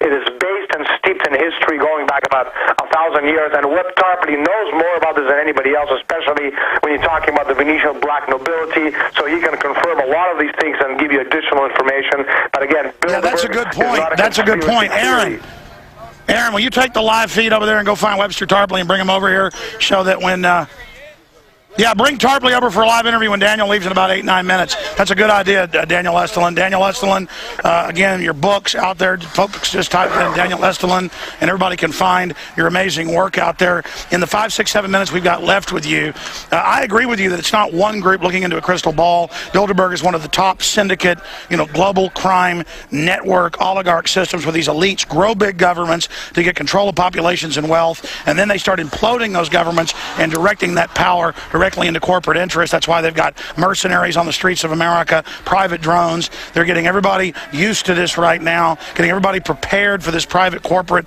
takeover that has government power on top of it. But there is the occult involved, Bohemian Grove, Skull and Bones. I think that's just because elites throughout history get decadent, get weird, get into strange stuff. And I think that's where you get some of the ideas that, it's one lizard goblin running everything. But what do you say about the weird fetishes of the elite and the propensity of Tony Blair, Francois Mitterrand, so many others to be into the occult? Well, a lot of these people are just plain weirdos. Like, you don't have to be a member of the Bilderberg Group to be a weirdo. There's a lot of crazy freaks out there. But it's absolutely true. Now, again, if you go back historically to the beginning of Bilderberg, you can actually, make quite a straight line for about 2,000 years back, going from the Roman Empire to the Byzantine Empire to the old Venetian black nobility starting about the Fourth Crusade around 1200, 1204. Then you go into the Martinists, the Synarchists, and then into Bilderberg. And between you have the Venetian nobility losing their stronghold in the Adriatic and actually switching places, moving to another country, and that's how the English takeover was, or England became the British Empire when it was taken over through the William of Orange, which is again was a Venetian operation. And again, Webb Tarpley knows so much about this. He's a wealth of information. I'll definitely get him to talk about this. But there's just one point I want to touch on before we end today's conversation. You said something about the destruction of the population, the destruction of the world economy, the reduction of the population to 1 billion. What people have to understand is when we're talking about, because again, the question, it's a very logical question. Why would they want to destroy the world economy? Won't Rockefeller and the Rothschilds and all these other freaks, won't they suffer as well? And the answer is no. You see, progress and development is directly proportional to population density, which means that if you have more progress, more development, more money, more wealth, you have more people on the planet. And they have a small planet, such as our planet Earth, with limited natural resources. If you're a Rockefeller, you don't want 100 billion people on the planet because they simply won't have enough food or water. So for Rockefeller and company to live, you and I, the great unwashed, as they call us, as you know, we have to die one way or another. Which is why, again, we see all these phrases such as zero growth, because, again, if you have no growth, no technology, no progress, there's no way you can support a population base of billions of people. And that's why they need to destroy the world's wealth, not because they will suffer, but because at our expense they will survive. And that's something that people have to understand. These are key elements which a lot of people who try to follow the movement and get into this, Bilderberg protest or against the Bilderbergers, they don't seem to understand, because these are difficult things to understand, because again, you're stepping into the Daniel, I agree with you. I agree with you. The time we have left here, I want to bring Paul Watson in, who's been patiently waiting in the wings. I'm sure you've got some questions for Daniel Estulin, who's proven repeatedly he has big inside contacts very close to Bilderberg. We'll just leave it at that. Paul Watson from England, tied into this international transmission worldwide. What are your questions for Daniel Estulin before he has to go? Yeah, I just wanted to ask Daniel, we see a kind of shift in the makeup of Bilderberg. We've got all these social networking heads now attending the conference, people like Peter Thiel, and of course representatives of Facebook, LinkedIn and social networking corporations like that. Does that represent some kind of shift in the makeup of Bilderberg, in that it's not so much Kissinger, Rockefeller, now it's shifting towards the new guard? Kissinger and Rockefeller, they're still there, but they're old, and hopefully they'll be dead soon. But the point is that it's still a financial element which controls Bilderberg. But the social elements and the social element of control, this networking, be it cybernetics, whatever you want to call it, transhumanism, these are key elements of future, because again, future is not Rockefeller, future is not Kissinger, future is technology, and how these people who control technology, these giant corporations, and these people who attend these meetings, how through technology they will be able to control us. And there is no better way to do this than through social networking, and we see it again with Facebook, MySpace, and all these other networks out there. And again, we're just guinea pigs in this giant experiment. So yes, a very, very good question, Paul. Well, that's right. The banksters, they're in control through their control of fractional reserve banking. That's the original key to their power, and their technology of political control that came out of the Venetian area, as Daniel was just pointing out. But they're obsessed and think the technocracy, and call themselves technocrats, is going to be the key in the future to fully govern and dominate humanity. Daniel, any other key tidbits, or what can we expect in the next few days as you get more from your sources on what Bilderberg is up to? Well, Well, I can tell you the key points, again, aside from what we talked about earlier, is NATO and Afghanistan. They want to talk about the practical agenda for the alliance. Then, obviously, Iran and Russia, key subjects on the agenda. They want to talk about the economic and the financial threats to the alliance from these two nations, the consequences of war against terror, that's another one of the key points, the influence of domestic issues on American foreign policy. Japan is going to be on the agenda as well, the outlook for Japanese economy, and of course the number one question this morning, which they're discussing, is will Euro survive? The answer is obviously not, and the second point is they'll be talking about this afternoon the developments in Europe, Europe's exit strategy on hold, question mark. It's not on hold. Europe is being imploded, it's being destroyed. We could see it again in Spain. It's happening all over Europe, and obviously I think, Paul, you will agree it's also happening in England. Daniel, in closing, why did Bilderberg want to remain secret? I mean, obviously that's got to be a big problem for them. They tried this mind game with people and said that Bilderberg didn't exist, this Jedi mind trick, and now that hoax has fallen. And when people start discovering that there's people behind the puppet politicians, that's the beginning of the end. Why did Bilderberg want to remain secret? Just because they're engaged in Logan Act violations? Because they're engaged in buying and selling? Because, law and order is again, it depends on how you look at it from whose point of view. Bilderberg's point of view, there's no law, it's just order, their order. And the point is that there's a lot of people within the group who actually would prefer this to be an open meeting, such as Davos, for example, because they feel that it will attract a lot less attention. But people such as Henry Kissinger, for example, who are megalomaniacs, they want it to be this private, secret meeting, which is why they keep harping on keeping it secret. And a lot of people within the group who are more, I don't know, I think pragmatic. They want it actually to be open, not open to the public or open to the international free media, but certainly have a Davos-like effect. And we'll see exactly what will happen in the next few years, because I think if you and protesters out there keep growing in numbers, they may just have to call it and turn into a more open private meeting.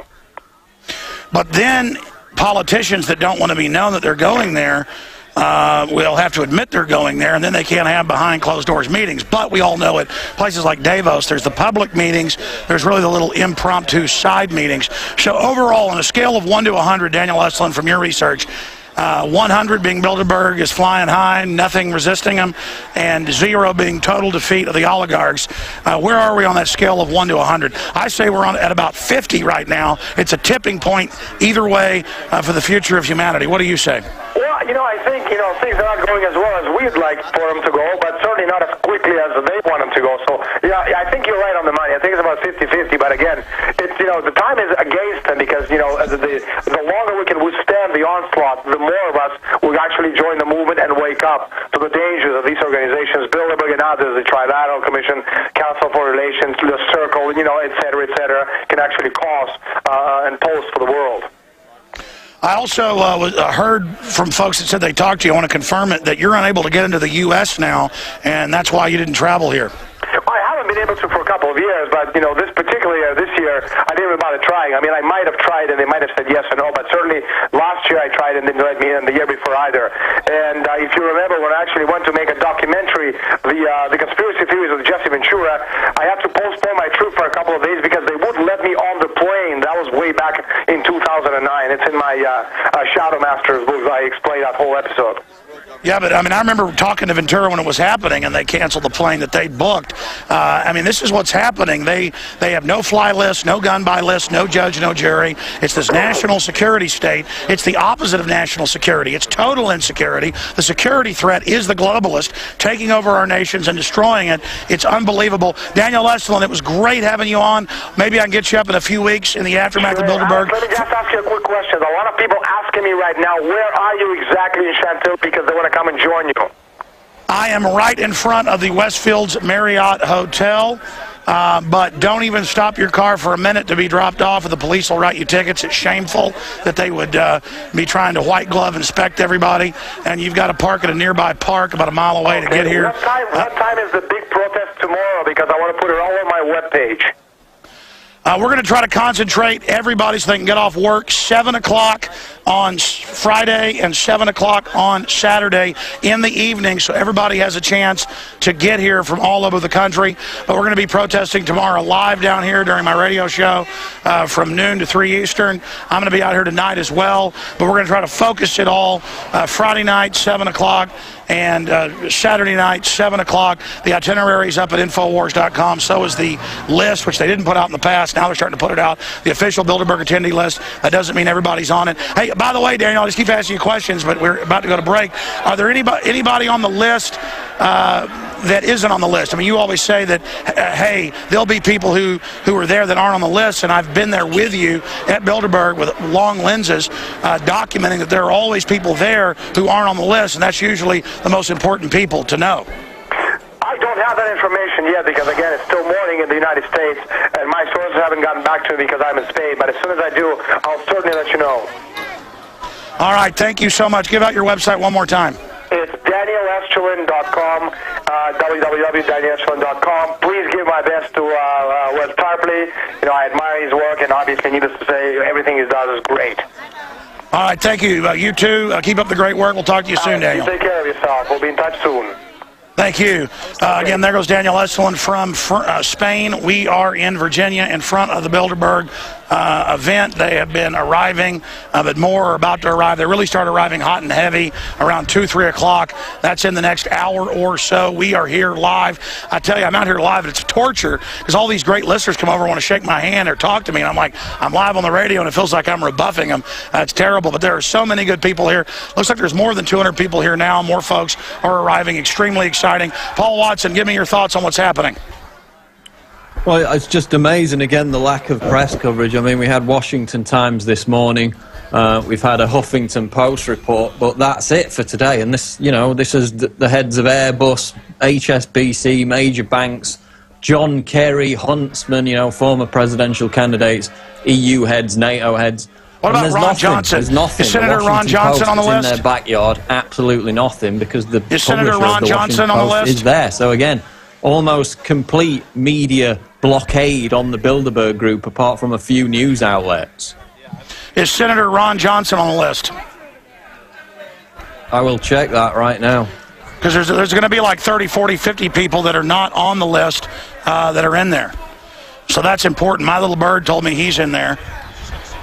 And he's not on the list. James A. Johnson is, but there's no Ron Johnson. Hey, what did the head cop say his name was? Randy? I forget what he said. I said it on air. I was streaming then. Oh, it doesn't matter. We're going to go to break here in a minute. Thank you for everything. Thank you, sir. God bless you. God bless you. Thank you. Again, we're live here on the air. A lot of great people out here right now. Later, we're going to get Tarpley on with us. We're going to have Dew in studio to give us his take on what's happening. All the boil downs of this condensed on the Nightly News, 7 o'clock Central. We'll probably be doing some live pop-ins on the Nightly News. Again, it's live sometimes. Usually we tape it right beforehand, but we're going to have some tape packages and some live pop-ins tonight, 7 o'clock Central, 8 o'clock Eastern. I'm Alex Jones reporting for Infowars.com and PrisonPlanet.tv from Virginia in the heart of the military-industrial complex. Riding shotgun is Paul Watson, and we'll also try to take some calls coming up in the next hour, maybe from people that are out here on the scene so they can get involved on air with us. We'll be right back. Stay with us.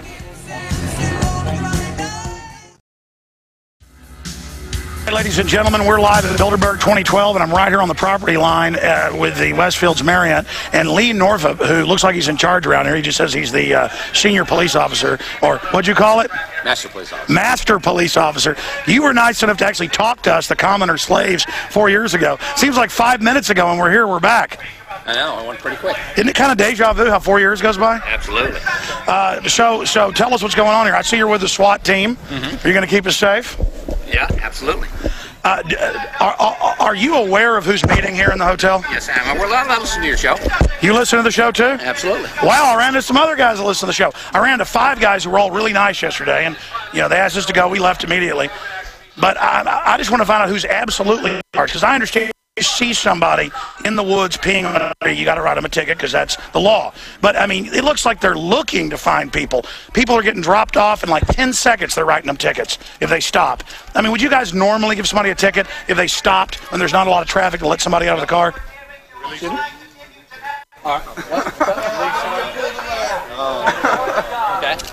Lee's not allowed. Lee's being pulled back into the control center. Uh-oh, Lee's in trouble. He revealed he's a listener. So Lee doesn't like, hey, here's the thing. Lee doesn't like it, I bet, when he saw Mr. Panetta, Leon Panetta, tell him that the UN now runs the U.S. military. Did you guys see that? Yeah. The guys inside here openly say they run the military and our government. I'm not kidding. It's a violation of the Logan Act. That guy who came over, he must be in charge. Now we're beginning to understand what's really going on here. Uh-oh, he talked to an evil American. Lee got in trouble. That's it, Lee. Oh my God. Anyways. See, a bunch of these police listen to the show. Were you listening to the show before we were here 4 years ago, or that got you listening? Oh, the outreach program. There you go, folks. I talked to like 5 of the cops the other day. Like 2 of them were listeners. They were all real nice. But anyways, let's go back over here. That's hilarious. Did you get all that, guys? Did everybody see that?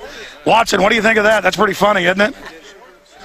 Pretty funny how some of them will talk to you and others just treat you like absolute scum, yeah.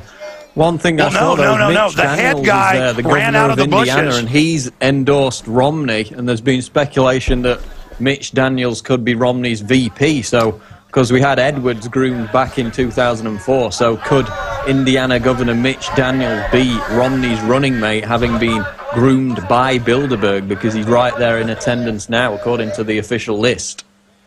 I see something that's incredibly beautiful right here. It's my fellow Americans and my fellow humans of every race, color, creed, religion, united in liberty. Yeah! Freedom!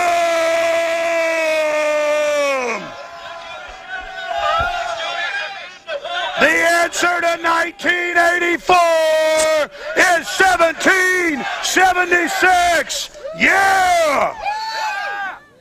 The New World Order's going down. They're running scared. They know humanity is waking up to them and identifying the globalist. And the beginning of the sleeping giant awakening has begun. We will restore our republic. We will restore the United States as a beacon of liberty and truth, not a dark mountain of evil projecting corruption worldwide. The Bilderberg criminals think that they run this country. They think they run our Congress. They are the enemy, and they are criminal scum.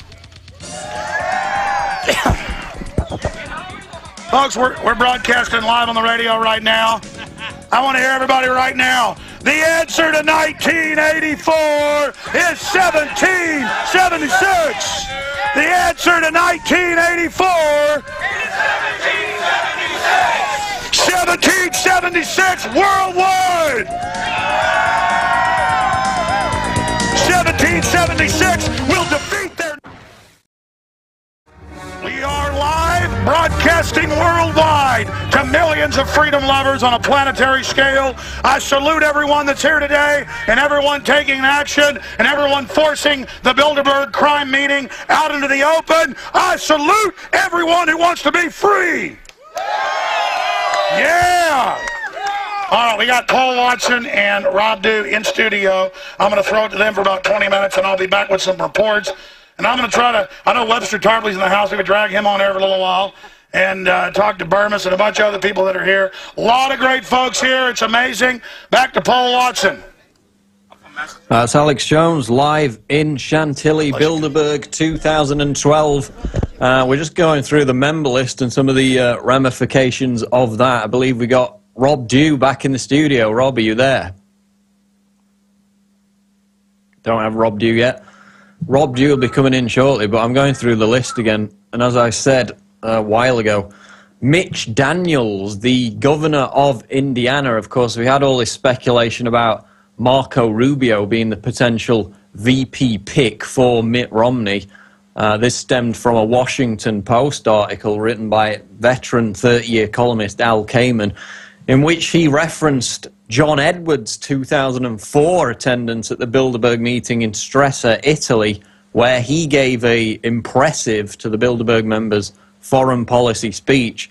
And even as the campaign vehicles were all being labelled with Kerry Gephardt stickers, they in fact changed it at the last minute after Edwards' Bilderberg performance. And Edwards became the VP pick.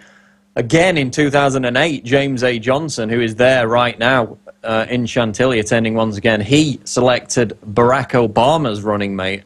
And of course, back in 2004, John Edwards ran with John Kerry, who again is in attendance today.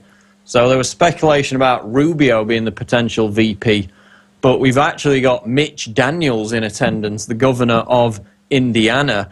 There was a story out of the Ticket from a few days ago. Mitch Daniels dismisses Romney Veep talk. It won't happen. Indiana Governor Mitch Daniels, who offered a tepid endorsement of Mitt Romney only after the Republican primaries, pushed back hard against the idea that he'll be chosen as Romney's running mate. And basically they've all said that. Rubio's said it. A number of the other potential VP candidates have said it. But it's just interesting that Mitch Daniels is at Bilderberg because they have a history of having a hidden hand influence in the US presidential election. So we'll wait to see what develops from that. Of course, Rubio's already attended numerous foreign policy speeches in the weeks leading up to Bilderberg. So we'll see what becomes of that. Again, we've got the full official attendee list on prisonplanet.com. We've also got sneering MSNBC anchor, "I'm way too lazy to research Bilderberg." And this is a confrontation by Luke Rudkowski of We Are Change, in which he talks to Lawrence O'Donnell, MSNBC host. And it's just amazing to see the sneering arrogance of O'Donnell. He doesn't even know what Bilderberg is. When Luke tells him, he says, "Oh, that can't have any importance because I don't know what it is." Because like he's so high and mighty that anything that doesn't enter his consciousness just doesn't exist. And basically Luke schools him on it. And O'Donnell just proves how pathetically ignorant he is, just like the rest of the mainstream media, in not only failing to cover Bilderberg, but not even knowing what the organization is. So again, it goes back to the fact that the Washington Post publisher is in the meeting. It's a meeting of 120 global power brokers, most influential people on the planet. You know, Eric Schmidt, Google, LinkedIn, Facebook, Airbus, HSBC, Barclays, all of them, along with US politicians. And not a peep. One Washington Times story broke the US media blockade, and basically nothing else. The Huffington Post done a story on it. But when you're talking about, you know, the alphabet agency, news agencies, ABC and MSNBC, absolutely nothing. And it's pathetic. We're going to go to break soon, and we're going to come back with more breaking Bilderberg news and also go back to Alex at Ground Zero. Stay tuned, Infowars.com. For a long time. We're back. It's Bilderberg 2012. It's the Alex Jones Show at Infowars.com, and you can watch the live Ustream right there on the front page at Infowars.com and PrisonPlanet.com. We were just talking about some of the attendees. Obviously, we've got the full official attendee list for Bilderberg 2012. And on there appears a certain Mitch Daniels, governor of Indiana. He's been mooted as a potential VP for Mitt Romney, and he's there meeting at Bilderberg 2012. Bilderberg has a history of grooming vice presidential candidates.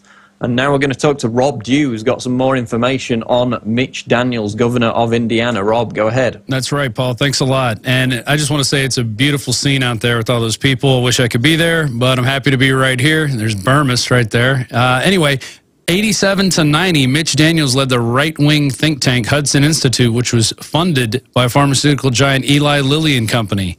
And then he left Hudson for an executive position at Eli Lilly, where he rose to the position of Senior Vice President for Corporate Strategy before leaving in 2001, here's the revolving door, to head George W. Bush's Office of Management and Budget. Okay, so here we have a guy who's very unimposing looking. He looks like a second-tier guy. He looks like vice president material. He kind of reminds you of Dan Quayle, who comes from the same state. And, you know, he's real small, kind of has a comb over, very unimposing. But you know what? He's going to sneak up behind you and shoot you up with some thimerosal, because if you don't remember, one of the companies that developed thimerosal was Eli Lilly. So there we go. You can expect more vaccines if for more problems if you have Mitch Daniels getting in as the vice president. I also noticed some other people on here, some media people that need to be questioned. Peggy Noonan, author and columnist of the Wall Street Journal. Okay, and also Charlie Rose. Okay, he does all those interviews, really nice, in dark lights, talking to all those people about so many problems that they have to face every year. You know, he's going to be there. So I wonder if he will answer questions about Bilderberg. I wonder if he'll even mention that it exists. We've had Luke Rudowski. I guess We Are Change is issuing one confrontation an hour off their Facebook site, and then they're going to put it on their YouTube site. So they're going to be sending out all kinds of stuff. It's really good to see these people pop in. Here's the list over here if you want to pop in on that. Richard Pearl, that's another one. He's now left his government post, and he's a resident fellow of the American Enterprise Institute. I thought that was pretty interesting. Let's see, Vernon Jordan, who I think Bill Clinton even admitted that Vernon Jordan invited him to Bilderberg, but of course they didn't talk about NAFTA or anything like that. Let's see, who else is on this list that's interesting? I just think it's definitely a who's who of the power brokers, and then every once in a while you see a media guy thrown in.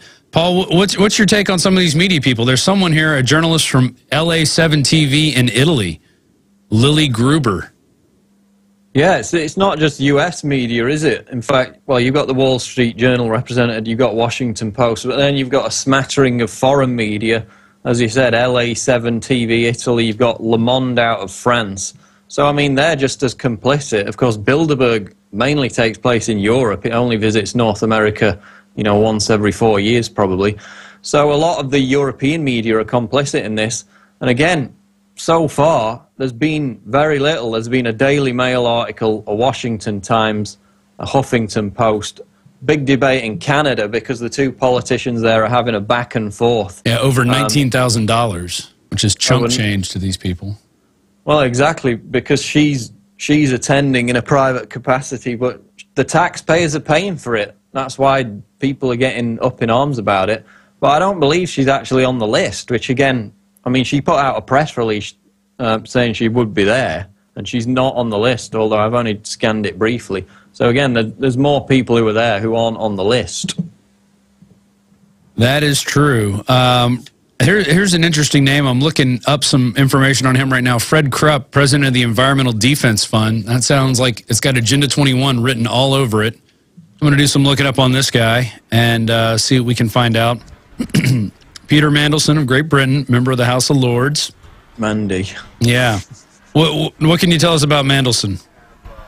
Oh, Mandelson's routinely there. He's there every year. Everybody can just sit down and relax. He kind of pops back in and out of British politics. He gets whacked down by a new scandal and keeps popping back up, and he's always hanging out with Rothschilds on their yachts in Monaco. So he's an integral member. And yeah, like you said, Fred Krupp, Environmental Defense Fund, which is a non-profit environmental advocacy group, which we know they're talking about that because that's why the Canadian premier is there to talk about, quote, ecological issues and sustainable development. Yeah, so they're talking about Agenda 21. We'll come back to him, but I think we're going to go throw to Alex right now. Alex is on the scene in Chantilly 3.0 Bilderberg 2012. Go ahead, Alex. Well, I was just going to pop in and let you guys finish your point, but then it'd probably be a good time for me to go through the intel I've gotten from moles inside Bilderberg, not Bilderberg members, but inside Bilderberg. And I think it'd be a good time for me to, we're still live streaming, right, Aaron? Fantastic. We'll continue to give you shots. No, that's all right. You take a break. I'm just saying, let's aim it up the street like that. Perfect. Great job. We're going to continue to be streaming out here on the street. This is real journalism, real full-spectrum resistance to the globalist. Couldn't do it without all the supporters and listeners out there. You guys continue. I just wanted to let you know, coming up in the next segment, I've just got to collate this. I've got so many notes here. I've got what they're really discussing, not just the items on their agenda. I mean, we've never gotten more information because they're so rude and so mean to the employees inside and so hateful with their advance team. And they were so mean to people 4 years ago when they were here that we're just getting amazing information and intel on these guys, and we're absolutely kicking their butt. And it feels so good in my heart, and I feel so humbled to see all these parents out here with their children, to see old people, to see young people, to see black people, white, Hispanic, Asian, who all just have the same light in their eyes of a desire for liberty and freedom and humanity beginning to wake up and unify against these globalists. Because this is a life or death situation that we're facing here. We've got to defeat these people, and it's so amazingly important. The shadow government, the shadow corporate fascist system that uses socialism to get us dependent does not want us knowing. And so many, I ran into probably, wow, look at that plane with 2 propellers on the back. Isn't that weird and high-tech looking? You see that? We're at Dulles. There's all these crazy aircraft going over us. We probably should send people out to, what's the name of the one? Yeah, there's the Manassas is where they're really landing, and also the Jetway. That's where it's all going. But we've got listeners out there as well, so it'll all get out one way or the other. But to realize that the globalists are attacking humanity. They don't just want to conquer us. They want to dumb us down and kill us. I mean, it's in their own reports. And, oh yeah, back to the cops. I'd say 90% of the police are really good people. But then, finally, I was talking to, like, the second in command, and when he came over, he started saying, yeah, I'm a listener. The head guy runs out of the bushes and runs over and goes, that's it, stop talking to him. And I was just going, man, why are you guys, if somebody stops their car for 20 seconds out here in the middle of nowhere in this office park to let somebody off because you won't let people park around here, why are you giving them tickets? I said, come on, you wouldn't do that to a regular citizen.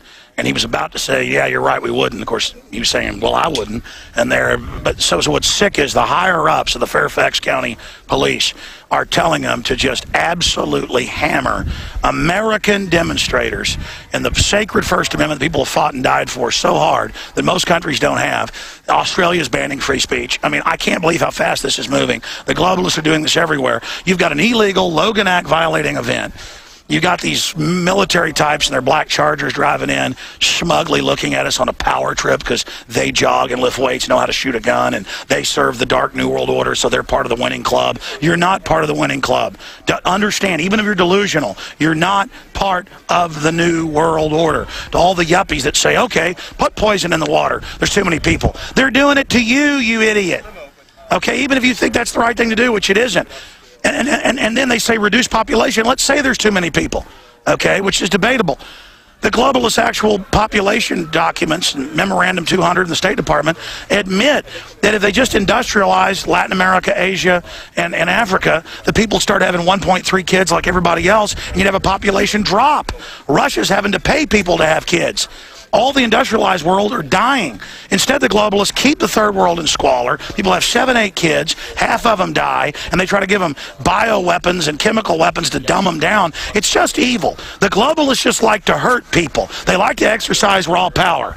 All the medical testing on the troops, all the medical testing on foster kids, I'm done. They're the enemy. And later, I'm going over there to bullhorn them when they really start arriving. Some of them are here now, to let them know, in no uncertain terms, that we understand they're murdering criminals, and we see them, and we're aware of them. And when they start releasing even more powerful bioweapons, everybody's going to know it's them. And no underground fortress is going to keep them safe. They need to understand that. We blast through their paradigm. We know the truth. By the way, they're having a fake event with George Bush Sr., George W., Obama, and all these globalists at the White House right now. And somebody showed me on their iPhone. I went and checked it. In fact, folks, look that up if my crew can do that. Meeting at the White House today, and just click Google NSA News. And they're all meeting over there because I bet you, like last year on the Friday and Saturday when Obama and Hillary disappeared, I'll bet you with the level of security here, the fences, the barricades, the SWAT teams, the bivouacs, everything they got set up, there is some bigwigs. There's some big mafia meeting stuff going on here right now. You better believe it. So this is incredibly important. Rob Dew, guys, you got any comments on that? Well, I think I figured out why the Washington Post hasn't been covering Bilderberg, because they are over at the White House. Obama hosts former presidents, first ladies, George W. Bush portrait unveiling. So they're going to have a portrait of definitely either the first or second dumbest president in the history of the United States, unveiling his portrait. It's so incredibly important. Right. What the portrait? Let's talk about the portrait. Exactly. That's what's important. Meeting happening. Yeah, not the fact that over hundreds of the biggest mafia heads are here right now, meeting in secret. But we're exposing the light on them, Alex. We're letting them know we know who they are, and we're going to keep doing it. And man, this makes me very proud to be part of new media, because this is where it's all happening right now. Back with this is new media. Alex Jones, everybody else, Bilderberg 2012. Stay with us. We're going to be covering key info straight ahead. All right, my friends, we are back live from Chantilly, 2012 Bilderberg, and there's already now, it looks like, 200 people on this side until there's about 100 over on the other entrance. Just really amazing. People could take time out of the slave grid to get over here, and of course the local defense contractor businesses that have these wide open parking lots in other areas where we could park 4 years ago have got the police in there really freaking out on people and getting in their face. So they're doing whatever they can to keep people out of here. But most of the police I talk to now that'll actually talk to us are listeners and are awake and know what's going on and know there's a crime syndicate inside. So that happened on tape earlier. We lost our live feed earlier. Yeah, so call them, Aaron, and tell them to call this camera, and we'll go live on Skype on this one. Or maybe you can call their Skype ID that way. Doing some directing here behind the scenes. We had a bunch of backup batteries, but ended up leaving them on the RV, but that happens in the fog of the info war. Let me start now so Paul Watson can get this and get reports out on it. And again, I want to commend the whole team for working double time, the crew back in Austin, the crew here, the crew in England, everybody and all the listeners. Let me go over in my chicken scratch some of the things that we're getting from our sources here. Herman von Ruppe is going to be here. I don't know if he's on the list, but he's going to be here from Jim Tucker's source, which is impeccable. And they're trying to push a world bank that you pay all your carbon taxes to. Again, we know this, but that's what's on the agenda now. How do they have the European Central Bank become basically the new global bank by imploding the countries, but then posing as the savior, always getting people basically deeper into the quicksand? So that is coming up. Continuing here. We have reports on the front of something that they're very upset about, is that their law of the sea treaty to give the UN, that means the bankers that run it, control of the oceans, to start taxing all the ships on the oceans, including our waterways like rivers, anything that touches an ocean. So basically most of the United States waterways, including lakes that really are reservoirs or dammed rivers, under UN control, allows foreign corporations to come in and loot everything while harassing the living daylights out of local fishermen and people. In Mexico, I've been down to Mexico the last few years, no more little fishermen down by Cozumel and places. They're not allowed to fish anymore. They're that angry. But big giant trawlers are allowed to go on the side of the shore and just scoop up whatever they want. Just total slavery. Agenda 21, your country being handed over to foreign banks through fraud. They create the fraud, have you sign on to it. They're very upset that their Bank of the World is in trouble, that their law of the sea treaty is in trouble, even though they've had traitors like the former senator from Tennessee out there pushing it. They want to, again, accelerate the rollout of world government as the savior with 3 super blocks, Asia Union, European Union, North American Union, but integrate all those by stealth. They are really worried about resurrecting their carbon tax, so they're going to shift off of that, but just say a carbon tax is needed to save endangered species.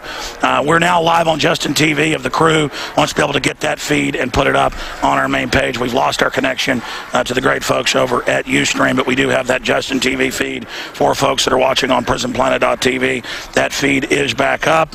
Again, we'll have more live feeds out here later today.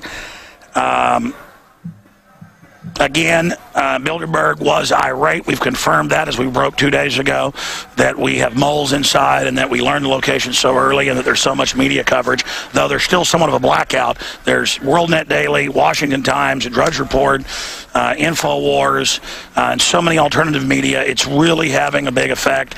The Daily Mail, some of the European newspapers, a bunch of mainline Canadian papers are saying, hey, why is our premier down there pushing carbon taxes, Agenda 21?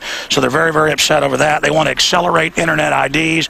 As Aaron Dykes noticed, one of the head Bilderberg people, a government regulator of the EU, was calling for a few weeks ago. That is confirmed, a big agenda. They want that to be able to tax the web selectively, force people over to internet too, that's highly surveilled and curtailed. That's a big part of the plan. You're getting directly from the moles, okay? Integrated from 4 different sources. Jim Tucker's mole, our 3 moles, and of course I should add, you also know that Estulin does have some connections into the highest banking order. Again, They do want a war, but they don't know how to sell it, and the military, the U.S. military, keeps balking at it, explaining that it's going to unravel. Russia threatening to nuke if any of these big wars start, or if any more missiles are rolled into Eastern Europe. That's got the globalists concerned. Not that Russia's good either. It's all corrupt big governments. China, they're all in double deals with each other. All these groups are interlocking, but all busy stabbing each other in the back as well. Man, I've been sweating so bad that a bunch of this writing got messed up in my back pocket. Continuing here, we're going to go to break and come back. We're going to get final comments from Paul Watson on this, and then we're going to get Due's comments, and then we're going to take a few calls. If anybody is out here on the scene, they're welcome to call in from the scene of Bilderberg 2012, or people even inside if you want to try to call in. 800-259-9231 if you're exposing Bilderberg 2012. All right, going back to the crew here, I've got some other points I want to make, but before I get into my other notes I haven't covered yet, and there's more breaking, Paul Watson, any comments on what we're seeing and how historical this is? Alex, it's completely historic. It's the biggest protest against Bilderberg ever. They fear the spotlight. That's what we're giving them. And people don't understand the extent to which people go. I mean, you were talking to some sniveling mainstream media journalist earlier who was saying, oh, what do you get out of this? What do we get out of this? I mean, people spend thousands of dollars. They get 2 hours sleep a night. Yeah, it's fun, but it's damn hard work. And we're doing what we can because the mainstream media refuses to cover it. So don't put it back on us. Let's point the finger at the real criminals. Well, that's right. What do we get out of this? Yeah, I mean, Tucker Carlson sends people down here. I mean, I agree with you. What do we get out of this? We get freedom. We get our Second Amendment. We don't have drones looking through our back bedrooms. We don't have government saying what size toilet we can have. Mayor Bloomberg saying you can't have over a 12-ounce drink now. And again, the sugar is not good, but it's the GMO that's really killing us. They're like, everybody's starting to die. Ban sugar, ban big Cokes. What about the mercury and stuff that's in those Cokes? Ban big coffees, ban salt. Tell us the light bulbs and toilets. We can have home inspections. They ban free speech in Australia. $1.1 million fines if you criticize the carbon tax. Checkpoints everywhere. TSA going down our pants. Have you looked around? Tyranny isn't funny. And I was shocked. I thought it was like Wonka or something because they, like the Democrats have had really stupid questions. And these guys are like, Alex Jones, you're making a lot of money off this, aren't you? And I looked at the guy and I said, yeah, we've been successful. We're trying to build a media organization. We're trying to build something to counter the globalist. I mean, I believe in what I'm saying. I don't want a world government. I don't want a new world order. The Bilderberg is real. And they're like, oh, yeah, they were so powerful. Why are you allowed to protest? I mean, it's just, it's like you're the libertarian big guys. You're supposedly Tucker Carlson. I remember Adam Kokesh with Adam versus the Man back during the Iowa caucuses. They come up and start talking to him, and he looks at him and goes, you're with Alex Jones. He's bleeping scary and starts cussing. And they're like, no, we're not with Alex Jones. And he just starts freaking out and blowing up. And if they're still here, I'll talk to them now. I just gotten here, and they're like shoving a camera in my face. And I'm like, I'm here exposing a global mafia that openly says the UN's going to run our military. Now the Secretary of Defense is telling Congress that. The world government is openly being announced, and there's some sniveling Tucker Carlson people with effeminate disgust frothing in my face with real, palpable, shaking anger. And I'm like, I'm mad at the Bilderberg Group, but not even as mad as you are at me. You're just mad because you're a bunch of cynical establishment, fake left-right paradigm suck-ups who see libertarian freedom as a market. And you're mad that we're bigger than you, and you're obsessed with money, so you're like, I bet you're making a lot of money. Yeah, you know what, folks? We do need to be strong. We need to hire more reporters. We need to if people actually spent their money and bought nothing but organic, and spent their money and bought more guns as they're doing, we would defeat these people just by the checkmate of hundreds of millions of guns getting purchased in the last 10 years. I mean, we are winning. Liberty is still popular. That's why they want to shut down the free market, because if people start funding liberty with their purchases and with their word of mouth, it's over. We've got people power. The globalists want a mega monopoly over media, over money, over energy to shut us down so that we can't struggle. And they're trying to get the vice grips, the straitjacket on us now. They're trying to put the chains on us. But we woke up, we're saying, you're not putting those chains on me. And they're like, how dare you not want to put chains on yourself? How much money are you making out of this? They want to change the subject. They're desperate. They said none of this existed. But the minute robber barons who want to be little media people like Tucker Carlson aren't able to co-opt the liberty movement and aren't able to co-opt Ron Paul as they've tried to do. They fail, and they fail miserably. And the truth is, the people are waking up from across the political spectrum, and they know the truth, and there's no putting the genie back in the bottle. Paul Watson, continue. And it's the same on the left. I mean, it's like Lawrence O'Donnell says to Luke Rudowski, well, the Bilderberg Group, I've never heard it, therefore it must not have any significance whatsoever. Just because him and his sneering arrogance doesn't even know what it is, that must render it automatically obsolete. So it's the same on the fake right with a, conservative Tucker Carlson, same on the fake left. And I just applaud all the people who are there because they've gone through the stress, the hassle, they've spent thousands of dollars. And it's a slog. It's hard work. I know because I did it last year. So I applaud everyone. Exactly, but it's not just that. It's not just that they asked me sarcastic and mean questions. It was the demonic. It's not even. It's an insult to women. It wasn't effeminate. It was that metrosexual type male who's like, it's like they're demons. They recognize that we're not demons. They're like, we'll get you from the gates of hell. And like, no wonder Tucker Carlson's scared, because they know we're not demons. He's like, he's scary. Because, I mean, it's like, we see them. We see you.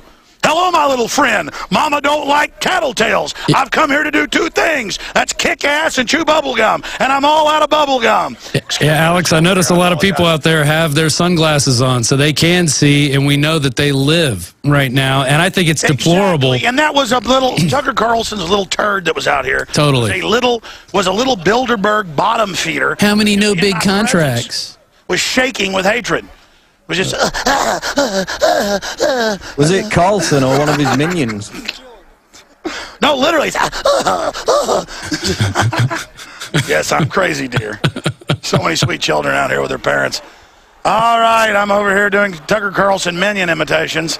Well, and it's ridiculous. They try to get you right as you walk up, and they want to ask you those types of questions and turn the focus on how much money you're making off of this. Yeah, this is a money-making operation, but you know what? There's no corporate sponsorship going on here. There's nobody above Alex Jones. Alex Jones is where the buck stops, and he's out there in the field right now making stuff happen. Exactly. They want to change the subject as if ABC and MSNBC with the Lockheed Martin funding and General Electric. Again, it's ridiculous. I just laugh at them. So, again, I haven't even the last few days plugged any products here. I'm glad they reminded us. Folks, fill our gas tanks, buy books, videos. We got a shot over here. At prisonplanet.tv. They absolutely hate it. Tucker Carlson cannot stand that InfoWars. It's like 8 times bigger than his website. They cannot stand it. God bless you, Webster Tarpley. I want to interview Tarpley here in a moment. Okay. Lord Tarpley, the Supreme Leader. It's Alexis. All right, come on over here. Let's get you over here. You're a little too trendy to talk to me these days. Huh? I want to do radio like this all the time. This is awesome. Just wandering around with patriots everywhere that love liberty. This is awesome. Yeah. Yeah. Yeah. Yeah. Feels good. Come on, Tarpley. You just energize me. I lost my voice. Oh, it's all right. Get over here. Okay. I have the grand brain bug right here with me. Okay. All right. I thought we were going to lay off. Come on. Can we go in the shade? Yes, your lordship. The ticks. Anyways, we'll fight this, man. We tease Tarpley all the time and call him Lord Tarpley. Hey, I'll take you out to dinner tonight, buddy. Thank you. I'm not sure. My wife is nearby. Oh, I'll take her with you. Well, let's see. Maybe it's possible. I'm trendy enough for your wife to eat with me. Yes, in principle, absolutely. I'm joking. Anyways, hey, incredible route of the globalist. They are running scared, buddy. They were going to call in a bomb threat till we discovered it. All right, Webster, here's the microphone right here. I want to... That's a good shot, Alex, right there. If Aaron backs up a little bit, that's a good shot. Coming back in just a minute. Yeah, back up a little bit, and you'll have a good shot, they say. We're directing everything here on the air. Tarpley, how are you doing today? Fine, thank you. Here, I'm going to put the headset on you. I'm going to put the headset on you, and then you ask me. I'm going to ask you questions. Okay. What do you think of this big event here we're having? Well, it's useful, man. It is loud, huh? I mean, that's a little bit less loud. No, I'm partially deaf, Tarpley. Okay. Just enjoy it. No. We've got to get everything tuned just right for Tarpley. How do you turn this down, Richard? I have to get in my backpack. You cannot turn it down. Wait, you don't have to hear it. Here, hold it up to the microphone. Enough. Great. Lord Tarpley, go ahead. Okay. Worldwide transmission. Go ahead. Look, the Bilderberg Group. It is not a Cobra. It won't bite you. There you go. It's 58 years old now, and the These are the Atlanticists, right? This is basically the civil society of the NATO alliance. And it was started by the Nazi prince, Bernard of Holland, who was an official member of the SA and the SS. And he was joined then by others. His close friend, of course, Prince Philip of Britain, the guy who wants to come back and kill people in the form of a deadly virus. And over the years, you get a certain amount of European feudal aristocracy. You get bankers, you get finance oligarchs, financiers, right? This is the essence of the problem of the world. A private network that controls governments. That's the human condition. A private network of bankers. And of course, you don't want to go for the Cape, you want to go for the Matador. And the Matador is the private network that controls governments, right? Because we've got, so far as I know, we got the Chancellor of Austria, Faymann, is here, right? We had the Austrian television people came. The big Canadian premier? Well, she's the Prime Minister of the state of Alberta, right? She's a global warming freak. Who else? We had some funny cases here, right? Somebody said he saw a wheelchair. That must be Kissinger. Somebody said, no, that was the David Rockefeller wheelchair. Somebody said, I saw Madeleine Albright, and somebody said that wasn't Madeleine Albright, that was the cleaning lady going in for her shift. Some people are obsessed with the idea that Jay Rockefeller is going to be here. Others are think that Robert Rubin lives here. I don't know about this stuff. Well, Bernanke shows up a lot. Fine. Have you heard the Rothschilds and Rockefellers are merging their banking dynasty? Yeah, fine. At some level, they that's big news today. Well, yeah, fine. And Bloomberg's banning Cokes. Fine. Well, you have to have, you can't go chasing after every little thing that happens, right? You got to have your own strategy. The limos are coming in. We're going to go yell at them. But okay, listen, let's go a lot. But I mean, continue. What do you make of Bilderberg? Well, this is not what it was in the sense that there was a time in the 50s when it represented, most of the world except maybe for Japan, which was in the process of rebuilding. Right now, NATO... Well, we got to come back to you. Stay with us. The scum is arriving. Come with us. Come with us. Come with us, brave lad. All right, there's Webster Tarpley. Yeah, the limos are coming in. They're getting stuck up at the front. The police are getting mad. Hold on. Hey, Tarpley, come here. Globalist scum arriving right now at Bilderberg. Show's over in 10 minutes, but I'm going to go into overdrive with the internet streams at Infowars.com, so stay with us, all right? It would be good to get a chair. Yeah, okay, well, they made us get our car out of here. Hey, where's your wife? I'd like to meet her. I know we're on the air, by the way, ladies and gentlemen. If we let this get out of hand, this is going to be hell. What is? This is the Bilderbergers, Oh, they're the enemy. They're the absolute enemy. It's like Tarpley said, it's the Venetian black nobility control system. Again, a bunch of builder slimes are coming in right now off their jets. This is it. This is it. This is good. You're going down, criminal scum! I need my bullhorn. Oh, there you go. The elixir. Yeah, skip the break. A jet load of turds is coming in. Excuse me. I know it's a family show. I apologize. I'm out here in the heat. I'm getting a little wild. You should be getting wild. Globalist slime bags that put the poison in our water makes me want to throw up. Exactly. These people are trying to kill us. Poor Tarpley. I was getting him in an interview, and now he's running off. Hey, Webster. You can go sit over there in the shade. Where is Jacobson? I haven't seen him all day. Finally, I got you. Oh, we got to move across? All right. Come on over here. We'll do the interview. Sure.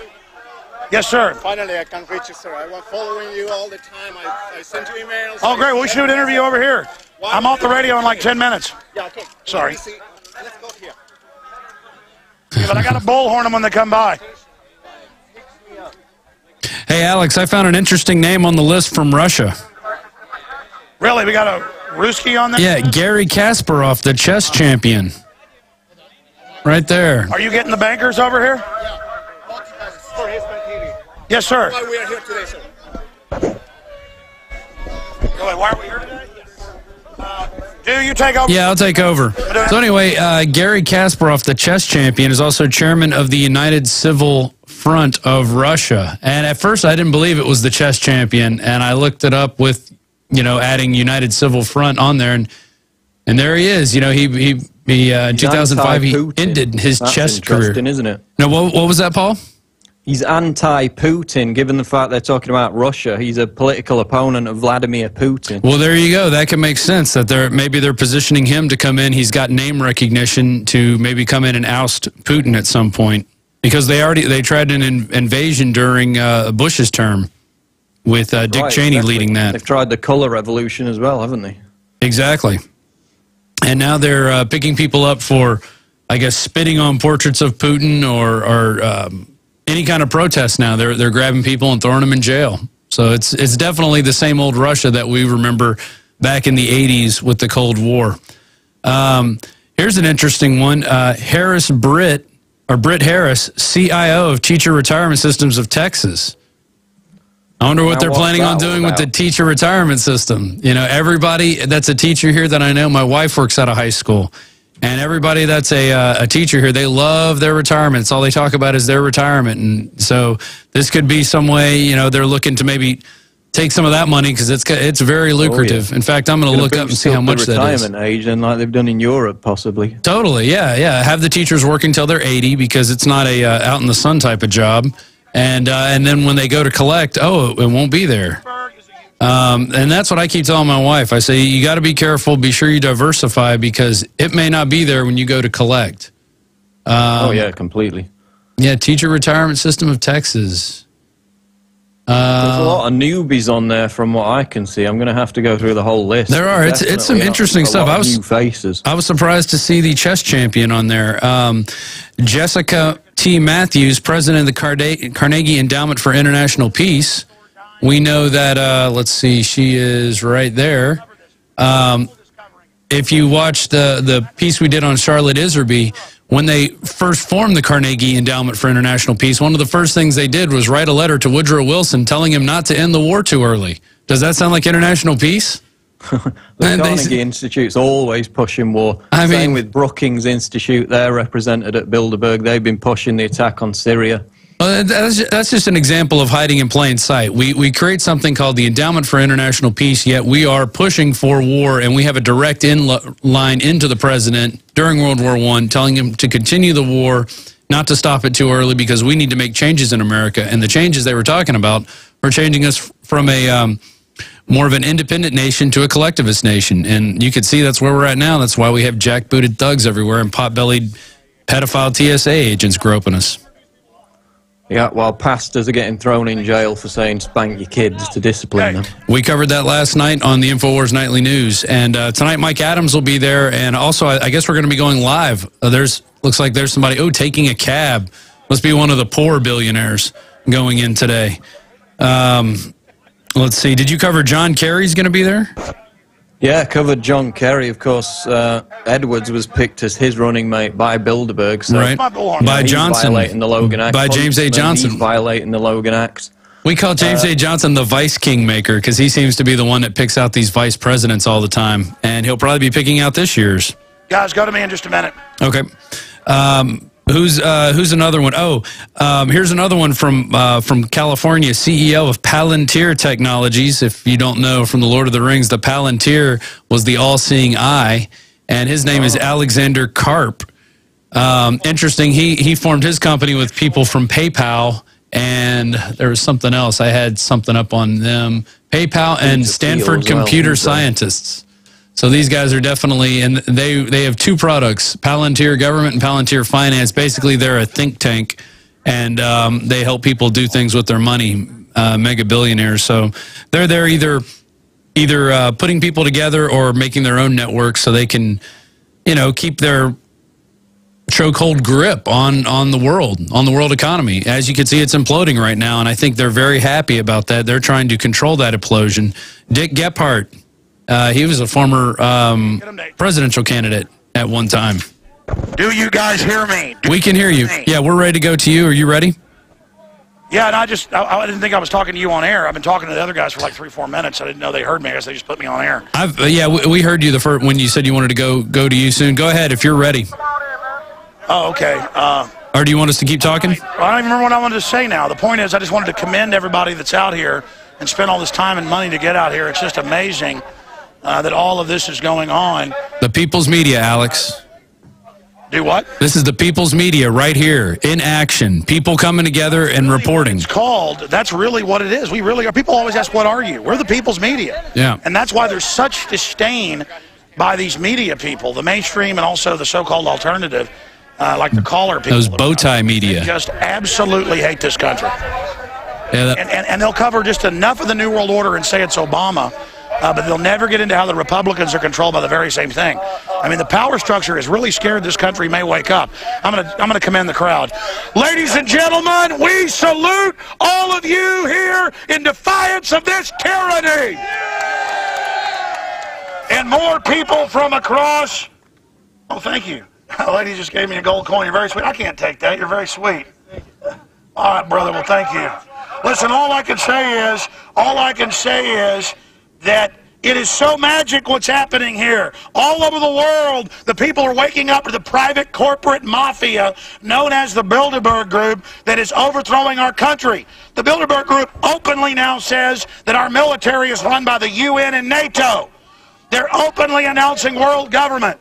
They are the enemy of this country, and more we are identifying them. The answer to their 1984 system is 1776. The answer to 1984 is 1776. It's amazing. Now, when I get off air here in a few minutes, we're going to do some live streams, and I'm going to address the Bilderberg crud. But they'll be arriving over the next 3 hours. This is the big thick of it. Did anybody recognize the scum in those limos we saw coming in? I got shots of every single one right in their window. Good, good. And you're the folks with the Intel Hub, right? Oh, yeah, I interviewed you once on the radio. Good to see you, buddy. Yeah, that's super exciting. And we're going to do a lot of live streams out here tonight. And I'm going to try to interview Tarpley. It's just they started driving in. Is it Webster Lever? Is he sitting off in the shade? Because we're going to go interview him with live streams as soon as the show ends. And then we're going to come back and do more. Paul Watson, crew, you guys have done an exemplary job. This has been total transparency media as well. Everybody's seeing the behind the scenes with live video streams at Infowars.com. The big Bilderberg list is up on the site. Infowars.com is leading the coverage worldwide with DrudgeReport.com knocking down the big door for us, along with the Washington Times and WorldNetDaily.com and everybody else. I mean, look, they're smart at the Washington Times. They're smart at WorldNet Daily. They understand the people know about this. Of course, WorldNet Daily's been covering it for a long time. Drudge has been covering it for a long time. I mean, this is really happening. Looks like more cars are about to come in. Again, somebody just gave me like a quarter ounce of gold here. I didn't even have a chance to thank him because I'm on the radio. It's all right. I'll go thank him after the deal. Hey, Alex, I have an idea. I think we could get people to take this list, since we published it on Infowars.com, take this list and take one person on it and do a profile, send it in to writers at Infowars with links to what you've written up, and let's start putting this up here. Let's get more information out on these people, and let's connect the dots, because that's the only way we're going to do it, is if we do it ourselves. We can't wait for anybody else to do it. I totally agree with you, and we're going to be going to break here, and I guess coming up, we're going to be coming back with one of the, well, I guess we better just go into overdrive here, ladies and gentlemen. Overdrive coming up right now. We're going to let Paul Watson get out of here so he can file another report right now. I'm Alex Jones of Infowars.com, and we are here with Free Humanity with the People's Media. Stay with us and get the word out about this. All right, ladies and gentlemen, we're in overdrive here in Chantilly, Virginia, and I'm posing for photos and stuff with great families and people out here that love liberty and want to resist tyranny. I cannot express to you enough, if you live on the East Coast or the Midwest, wherever, get in your car now, get here, and get this out on your email, your Facebook, everywhere. Call into talk radio. Get this information out to everybody. Now is the time. I'll be off in a minute, bro. We can take a better picture. Now is the time to get here. This is the criminals. This is the scum. These are the people doing all this. These are the people destroying our liberties. These are the people standardizing systems of control and then deploying it to our local areas. Now is the time to get to Virginia. How many people are there, Alex, right now? It's time to get to Chantilly. What's that, dude? How many people are there right now? Oh, about 200 on this side and 100 on the other, about 300, but I didn't even expect half of this early. Yeah, that's amazing. I think by tomorrow night and Saturday, Everybody can get here. It's going to be huge. Folks, don't wait for orders from headquarters. You want to confront the real deal? You want to get out here as citizen journalists and expose the real deal? This is it. And then Sunday morning and afternoon, when a lot of them leave, some leave Monday morning, most leave Sunday afternoon. I'm going to be here through Sunday evening. I want to see everybody here. Help us get this out. We've gone so far with this. It is so exciting. And just until a few days ago, I was still having debates with people. They're like, oh, they're not really meeting in Chantilly. That's disinfo. And they had disinfo groups out saying it wasn't really going to be here, hoping you wouldn't come. So again, this is it, ladies and gentlemen. Bilderberg 2012. This is the people hijacking our country, a corporate takeover. This is the infiltration. These people are the enemies, and we are exposing the enemies of this country. So again, I want to commend everybody at the InfoWars team and the listeners and supporters and everybody that is out here. This is nothing less than amazing what's unfolding here today. Richard, you got any comments? I'll tell you what, it's awesome to see these people out here, and absolutely Bilderberg has to really be upset about what's going on because, like I've said in the past, they are going to be exposed bigger and badder than ever this time around. Well said, Richard. I think it's beautiful that we see people peacefully protesting tyranny. This is where it's at right now, and I hope it just continues. I hope you guys double in size tomorrow and then double in size again on Saturday, and that is going to bring out the lamestream media. They will finally show up and rear their ugly heads, probably with more Tucker Carlson wannabes in their bow ties, asking stupid questions. Well, listen, I agree with you. One final point. It's almost better when the mainstream corporate press doesn't cover it because it just further discredits them, and everybody worldwide is seeing this. And that's why the mainstream media, the old stream, devil stream, death stream media, the Seth stream media, the Decepticon media, is so upset because they don't have a monopoly anymore, and we're kicking their butt on every level. This is so exciting what's unfolding right now. It's the lame duck media. I think you guys are doing great out there. Hammer this out. The photos, the videos at Infowars.com, the list, the articles, all of it. What's happening? Get it out to everybody. This is big. We're going to be broadcasting on here for 3 hours tomorrow live. I'll be live streaming tonight. It'll be at Infowars.com. Go to Infowars.com. Click on the right-hand side, that green link that says Bilderberg 2012. This is big. Get the word out on this on every front. This is really upsetting the power structure that all these old bankers and New World Order people are meeting in secret with their bought and paid for globalist trader, collaborator, bankers and government heads, violating the Logan Act, violating federal law. We are here. This is awesome. Everybody, get here now. Get here now. This is going to be huge. I predict 1,000 people peak. And if you go crazy and get the word out, we can get 10,000 out here. And believe me, that's not what they want. And also call the corporate whore media and let them know that you know they're covering it up. And call local talk radio in Virginia and tell their listeners to come out here as well if they don't like the UN and the New World Order. The fight is in Chantilly, people. Get out there now. It's Infowars.com. You can go there for Bilderberg breaking news, live video from Bilderberg. Watch the streams, spread them around. Yeah. Let's make this revolution happen right now, right today. Occupy Bilderberg. That's right, the people's media. We're going to take it back because we're sick and tired of you. 1976. We're sick and tired of the globalists. Big boil downs.